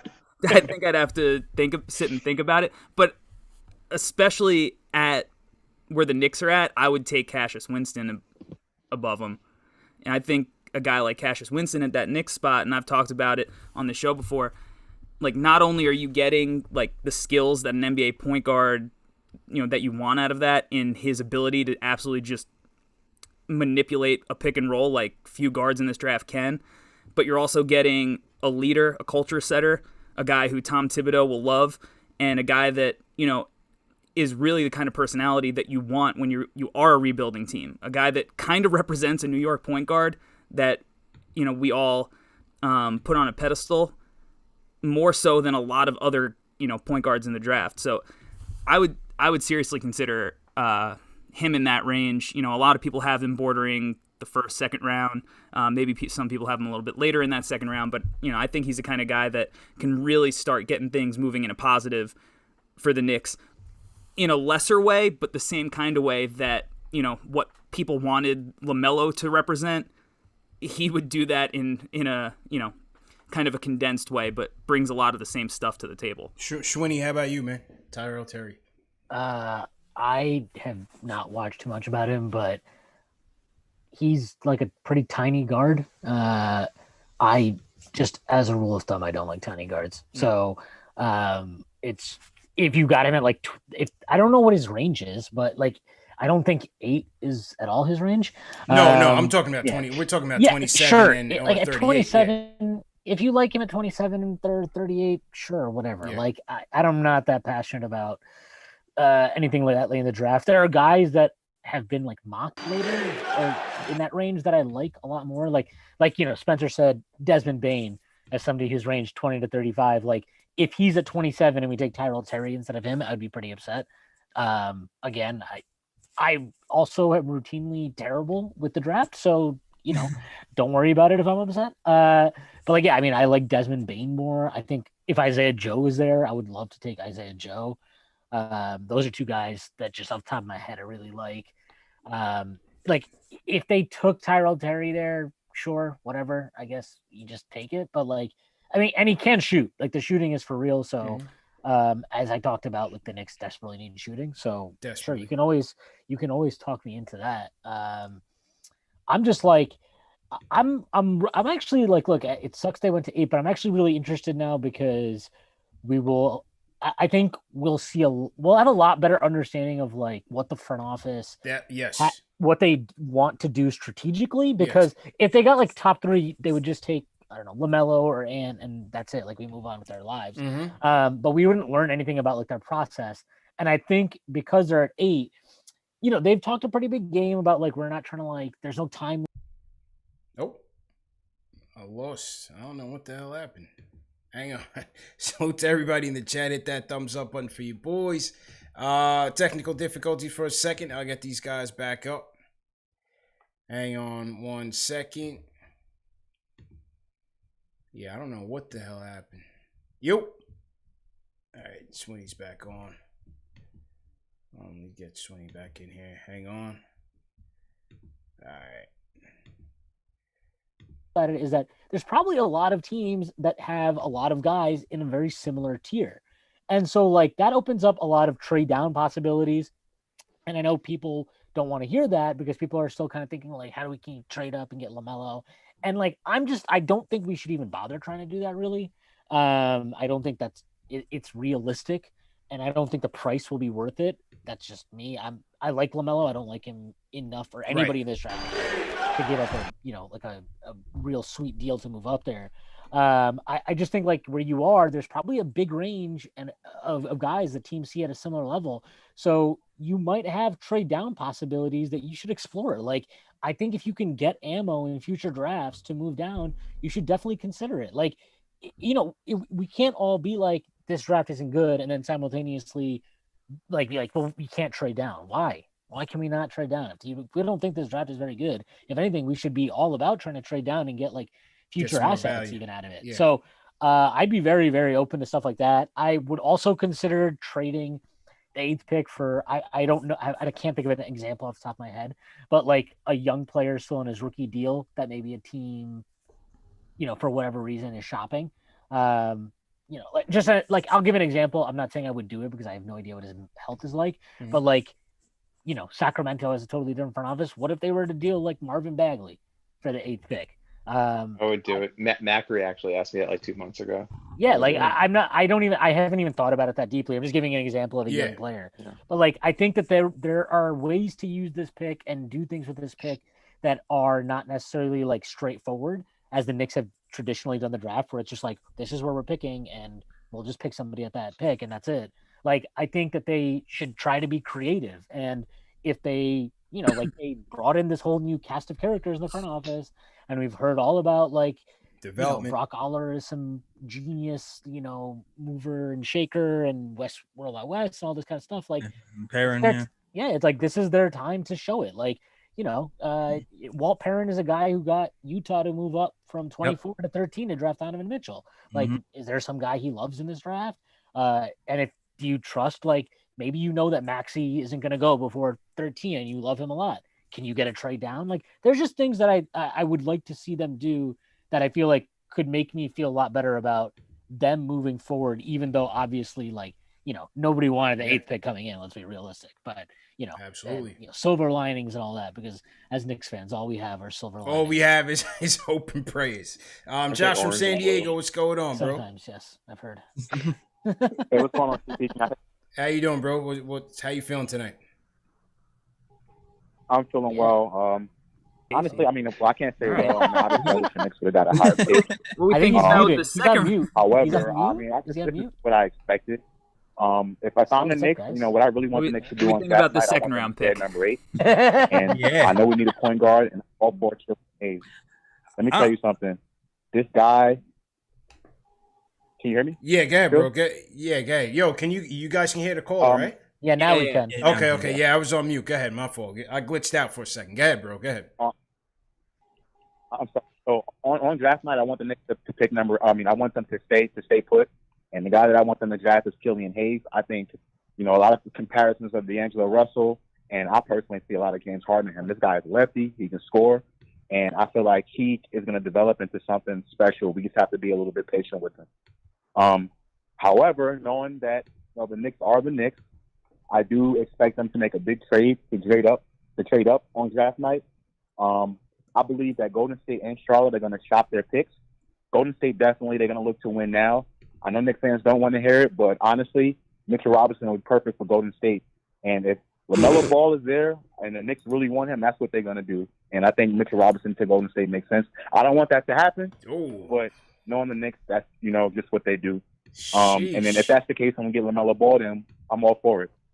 So I just think Killian Hayes is that dude, and I think in the future he's going to be the man. Thanks very much. All right. Appreciate it. Thanks, Josh. Josh out in the West Coast. Go ahead, Spencer. Go ahead. Mitch, say it's Mitch in like 27. It's not going to happen. Like, no chance in hell this happens because Golden State's smarter than this. But say Golden State's like, hey, trade us a Dallas future pick, 27, and Mitch for the number 3 pick or something like that. And like, we need to take on a bad contract. Do you do it? I would. Then at 3, I take LaMelo. At 8, I take Okongwu. And we keep 8 in this scenario? Yeah, you keep 8. Keep 8? But we're what they only have like 2. They only have 1 bad contract that they would trade, right? Which is Wiggins. All right, so maybe not the bad contract. Wiggins. Maybe there's a future second round pick thrown in or something like that. But like giving up Mitch, giving up 27, giving up a future Dallas pick and a potential second round pick for LaMelo, I would do that, not thinking twice about it. 100%, I'm all in on that, because then if you can come away from this draft with LaMelo and potentially Okongwu, or you could draft the sell there, that's gold.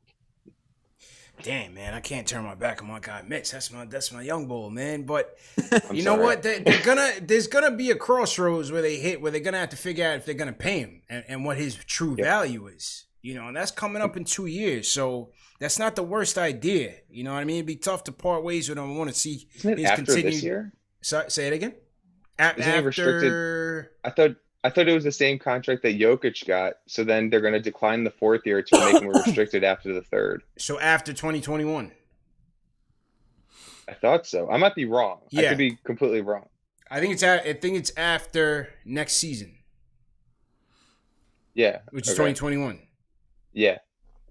So that'd be tough, but I don't know. JLs, what do you think, man? Would you move Mitch to Golden Mitch- State if you can get a LaMelo and maybe an Okongwu and a Vassell It was Mitch, Dallas, and a Dallas. Dallas pick next year. Yeah. The top 10. Oh, well, Dallas is not going to be as I mean, Jay the Ellis Dallas is going. pick is Jay gonna Ellis be is like going in the through it right 20s. now, man. Man, I know. Yo, I'm stressed, though. Listen, it makes sense. It makes so much sense. But that is my guy. That's my guy, man. The emotional side of me is going, no, not Mitch. I like Sham God. Mitch was killing this summer. Maybe he can bring it to the Knicks. I don't. But LaMelo can stabilize an offense for us for years to come. So, oh gosh, I don't like you for that, man. I don't like you. My mind saying it makes sense, but my heart is like, damn, you just traded your best friend for like. Hey, I hope whoever is really close to Mitch, his boys, his family, whoever, is like, hey, all that stuff you were putting out, all the workout videos, Tom Thibodeau's your coach. I'm telling you right now. Forget it. He does one Sham God next season. I'm gonna be mad. Let me get the one thing I think Tibbs could actually help unlock a little bit, like I'd be curious to see if maybe we see a little bit more of Mitch at the elbows trying to pass.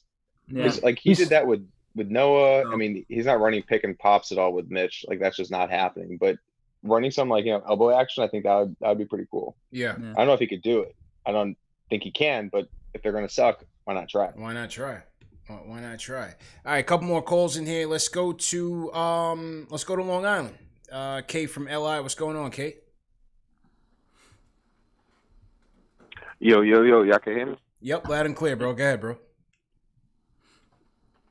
All right, so I just wanted to touch on a few things. I think definitely in this draft, you got to go with upside if you're the Knicks. Like, you have to pick somebody who has the upside. I feel like as Knicks fans, we've been chasing the playoffs so much that we forget that we got to build a championship team, you know? So it's like, just trying to get, role players to get a better team and make the playoffs and get eliminated in the first round. Like, you can't win a championship without an all-star caliber player, like a superstar. So I feel like we should keep taking the shots, taking the chances on picks until we get a superstar, because we're not going to trade for one. Nobody's coming here in free agency. We have no leverage. So it's like we have to do it in the draft if we want to solidify a star on this team. And I can see 2 to 3 years from now, I could definitely see the post talking about the teams that passed on Cole Anthony. You know what I'm saying? And I see it now. I know, Cole Anthony right now is like split between the fan base. Some people for it, some people not. I say if he's that 8, I feel like he has the upside and the potential to be one of those people who's like, a lot of teams passed on him, but he turned out to be an all-star. And under Thibodeau, I feel like they can mesh very well. And I feel like the DSJ comparisons aren't really fair, because the main problem with DSJ is his confidence. And I feel like if he was to have, developmental staff around him from the jump, he wouldn't be in the situation he's at right now. I feel like we ruined DSJ. So I wouldn't say he's a horrible player. I say he was on a horrible team. That's what made him, a horrible player. But that's all I really got to say. You know what I'm saying? Right. But you know what I'm saying? Keep doing your thing. Hit Appreciate that like it, button for your boys. And we out of here, man. Yes, sir. Hit that thumbs up button for you boys. You know the protocol. Cole Anthony, meniscus injury. They say his team wasn't that great. How far does he still have room to grow? Are you buying Cole Anthony's ceiling? What do you guys think, man? I think it depends how high you think his ceiling is. I mean, one, I agree with the caller that you need superstars to win a championship. But I think one of the things that people run into in the draft is that they look for superstars when they're not there. Sometimes you can't turn players that don't have superstar potential into superstars because, they had a good mixtape in high school. I don't think Cole Anthony is going to be a superstar. Do I think that he might be able to show some stuff in the NBA that he didn't show in college? I do. I think that he's probably a better playmaker than he was able to show. Obviously, if you watch Carolina at all, their spacing was not, anything to write home about. They didn't have as much talent, I guess, that, as you'd expect a Carolina team to have. But at the end of the day, while guards like him, scoring guards, are, in vogue, just because, we see Donovan Mitchell going for 50 points in the bubble doesn't mean that Cole Anthony has that same kind of, potential. Spencer, JL, Swinney, what do you guys think? Let's just not draft Cole Anthony. Simple and plain. I don't know. I get why people like him, and there are like some things he does that are cool, I guess. Like, I'm just, he's not a point guard who I have watched and felt like he's a really solid playmaker. I don't see what about Cole Anthony you would like more than you would like. What is better about Cole Anthony than Kira? Yeah. And like, I just don't get that the argument for that. Like if you just look at both of them and you're like, what's your best skill? Like Kira's speed is like, that's like elite at the NBA level, his speed. Like there's nothing Cole Anthony does that you're going to convince me is elite at the NBA level. Like, what is missing shots? Like not getting to the rim. Like he's not like, I don't believe he's going to be able to penetrate consistently at the next level. I don't think he's going to be a good finisher at the next level. Like he'll shoot better. He'll shoot better than he did at UNC. That's for sure. I think that's fine. Like, I don't know, man. Like if I'm like in it with RJ, like Cole's not the guy I'm rolling with. He's not. And if there's a team that loves Cole Anthony, would love to trade up to 8. Here's my number. Give me a call. I don't know. Like I hate shitting on him because he's not like. I actually do like kind of like the way he kind of stuck to it in a really bad UNC situation, but like that's cool. Like I'll give him a medal. Like I don't know. I just don't care enough about what he brings to the table, and I don't know. I don't see it with him. Like I just feel like he's a guy you're picking because you're so desperate to get a point guard. And I do agree that it's not like the Dennis Smith Jr. comparison isn't fair, or like any comparison, because he's not a quitter and Dennis Smith Jr. quits all the time. Mm-hmm. So I don't like that comparison, but I just feel like we're so like when you're talking about Cole Anthony, it's like you're so desperate for a point guard that you're just too focused on it, and you're like, I just think there'd be better options at other positions on the board at 8 than Cole Anthony. Gotcha. Like I don't know. Okay. That's where I'm at. My short version of that is, Cole Anthony, they say like, okay, his numbers aren't good because his teammates didn't provide any spacing, and they were just terrible, so all of his numbers went down. So if I'm comparing a small combo guard in Cole Anthony to Kira Lewis, it just seems like Kira has just been. It's just less question marks to me. So like I don't like, maybe Cole gets better with better spacing. Do the Knicks have spacing right now? Zero spacing.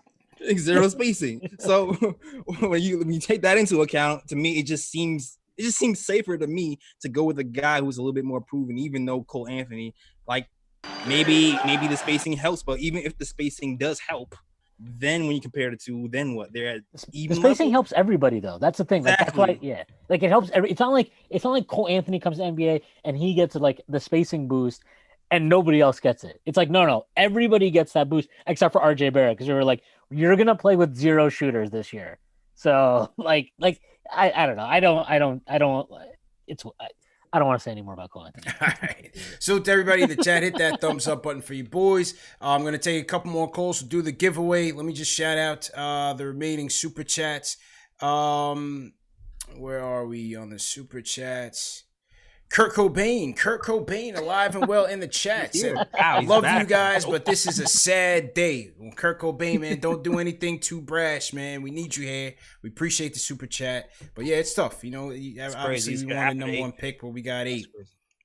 Sean Hayes says, Can you talk about who the coaches think they can work with in terms of who they want to draft and not necessarily who's the best available point guard? I mean, it's hard to say. We don't really know what the coaches are thinking right now, but obviously with all these guys that they brought in from a developmental standpoint, you hope that, they put it to good use. And obviously with the 8th pick, like Schwinney said, is going to be telling to see, what their strategy is going to be, how they go about it.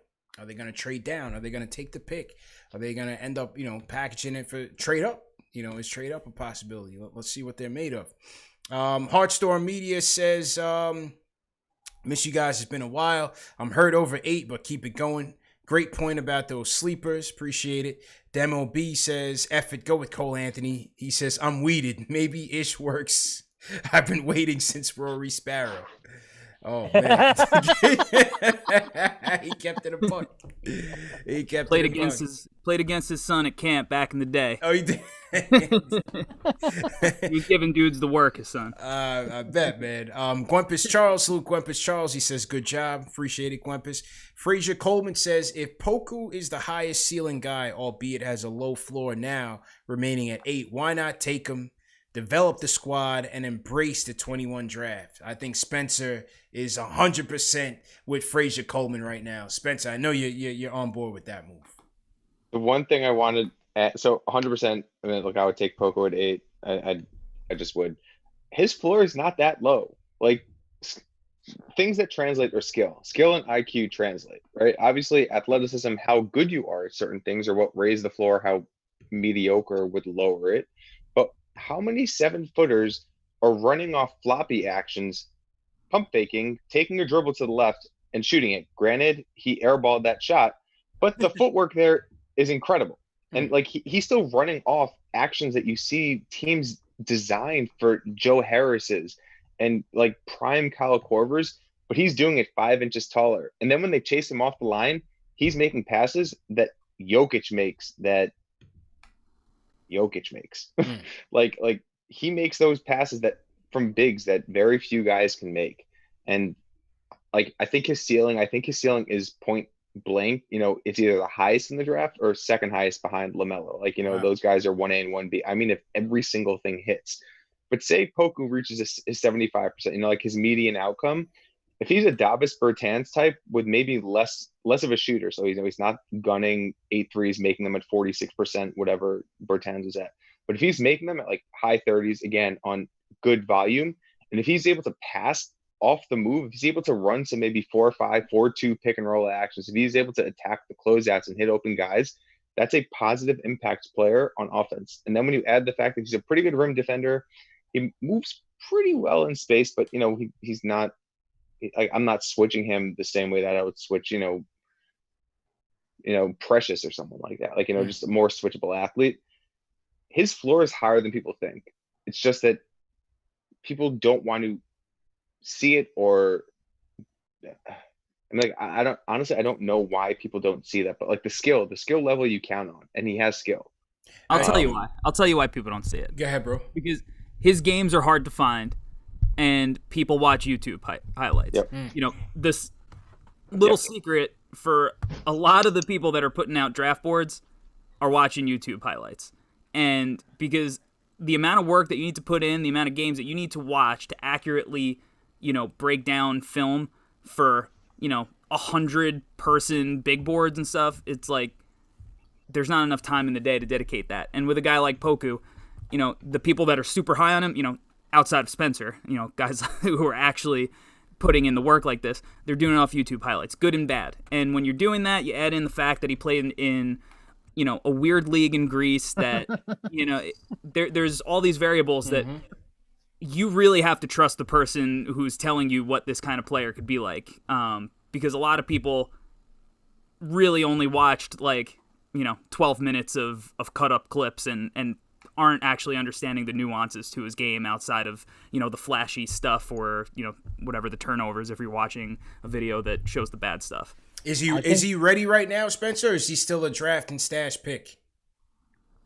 He has a buyout, from what I understand, that he can come over right now. I would imagine it's probably not even that much of a buyout, right? Just considering it's not, but it's Olympiacos. And like when you're a smart European team, you're always going to have a higher buyout because if you have a good guy, that's how you make money. Right. But I'm almost certain he'd come over year one, just from this stuff that I've heard. And I know that I think his agency's Wasserman, maybe. They tried getting him out of his deal with Olympiacos because he just didn't want to play in the second division. But I think he's coming over. Like, I'd be shocked if he stayed overseas. Like, it's not like a Leandro Balmaro situation who just signed, another 4-year deal with Balmaro did sign. Balmaro did sign. Shout out Kamar Murray sent us a super chat. Kamar, appreciate it. Michael Aaron said, if Kira is fast enough to make passes, hit threes, and set up Mitch in the pick and roll, why is he not obvious at number 8? Don't follow much college, so I'm not sure. All right, so Michael Aaron. 90 seconds. Go with Kira. Sincere 1748 says trade down for Vassell and grab Trey later on. Okay. Trey Jones. Trey Jones. I was thinking Trey Young. That's what I was like. What? Trey Young's back in the draft? Yeah, Trey Jones. Trey Jones out of Duke. Park City says shout out Isaiah Joe. So he's saying don't sleep on Isaiah Joe. And shout out Ho Guy Weiser for the super chat as well. All right, so here's what we're gonna do. We're gonna take you know what? Let me just do this giveaway, and then we're gonna wrap up. We'll take another call real quick. Salute to everybody in the chat. Hit that thumbs up button for you boys. Spencer Schwinney, Corey, definitely appreciate it. JL's definitely appreciate you guys giving us his time. Let's go to El Paso, Texas. Lan Ray, how you feeling?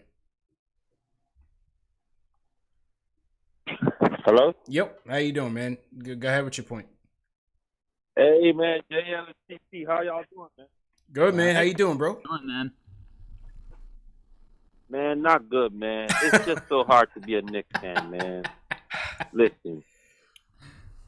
Are we going to win a championship in our lifetime, man? 1970, 69, 77. It's 10 long, man. seconds.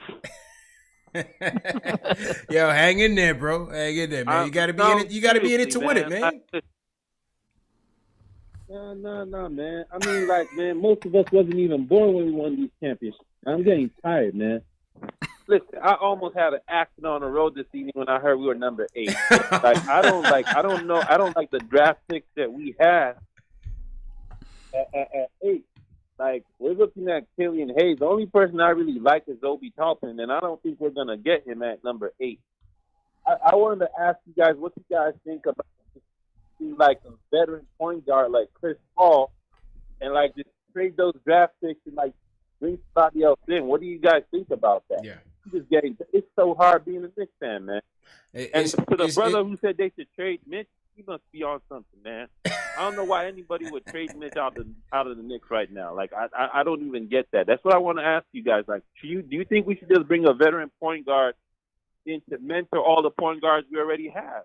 Yeah, I think they appreciate the call, bro. Listen, I think they need to do that regardless, and they don't have to give up this year's pick to do so. I don't know what OKC's asking price is going to be for Chris Paul. I don't even know if he's going to be on the block. I mean, they have so much draft capital right now. They're sitting in the driver's seat. So I'm not sure what, the asking price would be for him. Watch that Conley trade, though. I'm telling you, watch out for Conley. I think Conley could come up available, and I think they might entertain that. You were saying, what were you saying, Tails? Oh, he said, watch the Conley trade. I said, ugh. Yeah, I mean, I'm just saying, veteran point guard, cap space, looking at where the salary cap may be next year. They don't even know yet, but the Knicks could be in a commanding position to take some of that on. So you never know. I know that's not the most appealing asset, but I would say look out for that. I would definitely say look out for that. Leroy from Atlanta, what's going on, bro?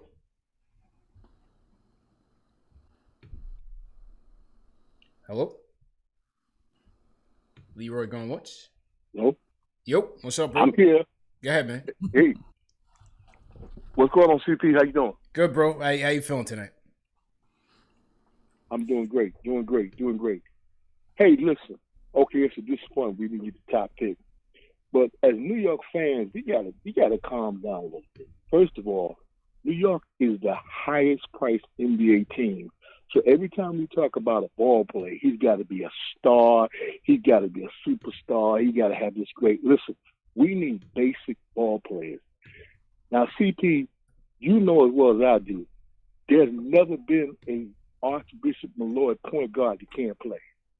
That's the truth. That's a fact. You cannot look at Anthony Cole and say he's not a ball player. There's nobody that ever came out of Archbishop Malloy as a point guard that couldn't play ball. That's number one. And I think LaMelo is a ball player who has not been tested because he has not played college ball.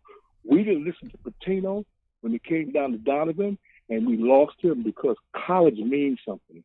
This NBA draft is going to be a crapshoot for everybody because we don't have a combine. So it's difficult to tell what these guys are going to be like. So I really think if we have to go with the best ball player and college tested, I think is very important. Thanks, CP, for your time, man. Appreciate it, Great Leroy. job. Definitely appreciate the support, man. So Leroy's saying don't sleep on Cole, man. He thinks the high school pedigree means something. All right, we'll see. Time will tell, man. Time will tell. All right, let's give away this this perfect package 3.0. So we had 163 entries. So to everybody who played, only 9 people got the number 8 pick correct. So salute to you guys. 9 people got the number 8 pick correct. So let's go ahead and do the drawing right now. Remember, once again, this show is presented by Manscaped, the number 1 grooming tool for men. Go to manscaped.com for 20% off plus free shipping with promo code Knicks. All right, so the winner is of the perfect package 3.0. Here we go. The winner is Johnny L. Smart. Congrats to Johnny L. Smart. You're going to get the perfect package 3.0. That's going to come with the lawnmower 3.0, a travel bag, box of briefs, some toner, some deodorant. It's going to get you off to the right start, Johnny, man. So if you're in there quarantining, man, you're getting ready for that date. You're going to go out with the wife, the missus or significant other. Make sure that you take care of the lawn first. Take care of the family jewels. Take care of business, man. You don't want to be caught out there lacking. So make sure you get it together. The Lawnmower 3.0 is what you need. It's aerodynamic. It's sleek. It's wireless. Extra battery time. You get the LED light. You can use it in the shower. Skin-safe technology, Johnny, man. So you don't have to worry about those cuts and those scratches and things like that. So, yeah, man. Definitely appreciate everybody for watching. Fellas, I think we kicked the can around a good deal. Yeah. The 8th pick. Hey, it is what it is, man. Shwinny, go ahead and let everybody know where they can find you, man. Yeah, you can find me on our new site. Just opened it yesterday. It's called at the Strickland on Twitter. It's thestrick.land on your URL. And then, yeah, you can find me at Shwinny on Twitter.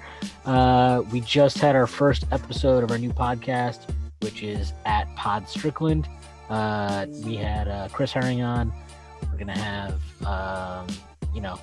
some people on in the future, probably, maybe Spencer if he's lucky. Yeah. So just check that out. We drop episodes Monday and then usually Wednesday or Thursday. So, yeah. That's what's going on. Appreciate it, man. Corey, man, go ahead and sign out, bro. All right, you can find me on Twitter at Hardwood Herald, 9 a.m. every morning, live on Twitter with my NBA morning show called Morningwood. I also have a new podcast called Nothing But Netflix, where I break down basketball films. We got basketball coming up next Tuesday. So subscribe to that. You can find my draft breakdowns on YouTube. Just search Hardwood Herald. Or you can find it all in one place at hardwoodherald.com. Hey, Morningwood and Manscaped, man. The collaboration is seamless, man. Corey, appreciate it, bro. That's the layup. Seamless. That's the layup. Spencer, appreciate everything, man. You always bring valuable insight to the show. Go ahead and sign out, bro. Thanks for having me again. Yeah, y'all can find me at Twitter at SK Perlman. All my stuff is on Twitter, or it's at the Steppian. And yeah, videos, reports, everything. All right, appreciate that again, Spencer. J. Ellis, last but not least. Yeah, find the pod on youtube.com/TheTimeShow, also on SoundCloud, iTunes, Google Play. You'll also find Our blog is on nicktimeshow.com. And yeah, follow me on Twitter too, the KLT Show. That's it. Yes, sir. Appreciate it, man. And thanks for everybody again for tuning in. Number 8 pick. Hey, it didn't go our way, but let me know what you guys think. Who do you guys feel like the Knicks are going to select at that pick? Do you feel like they're going to trade up, trade down? Let me know in the comment section. Let me know in the chat. Salute to everybody in the chat. One more time, hit that thumbs up button for you boys. Please share these videos. And remember, this show is available in audio podcast format. Apple Podcasts, Google Play, Amazon Alexa, Spotify. So it's everywhere. Everywhere podcasts are available, you can find us. And yeah, salute to all the mods, everybody for helping out. Derwin Simon, appreciate it. Rich Jim, Fritz Alcindor, thanks for tuning in. Ricky King, everybody, man. Everybody in Team Hashtag New, we definitely appreciate it.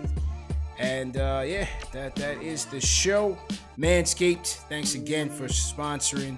And we'll check you guys next time, man. Peace.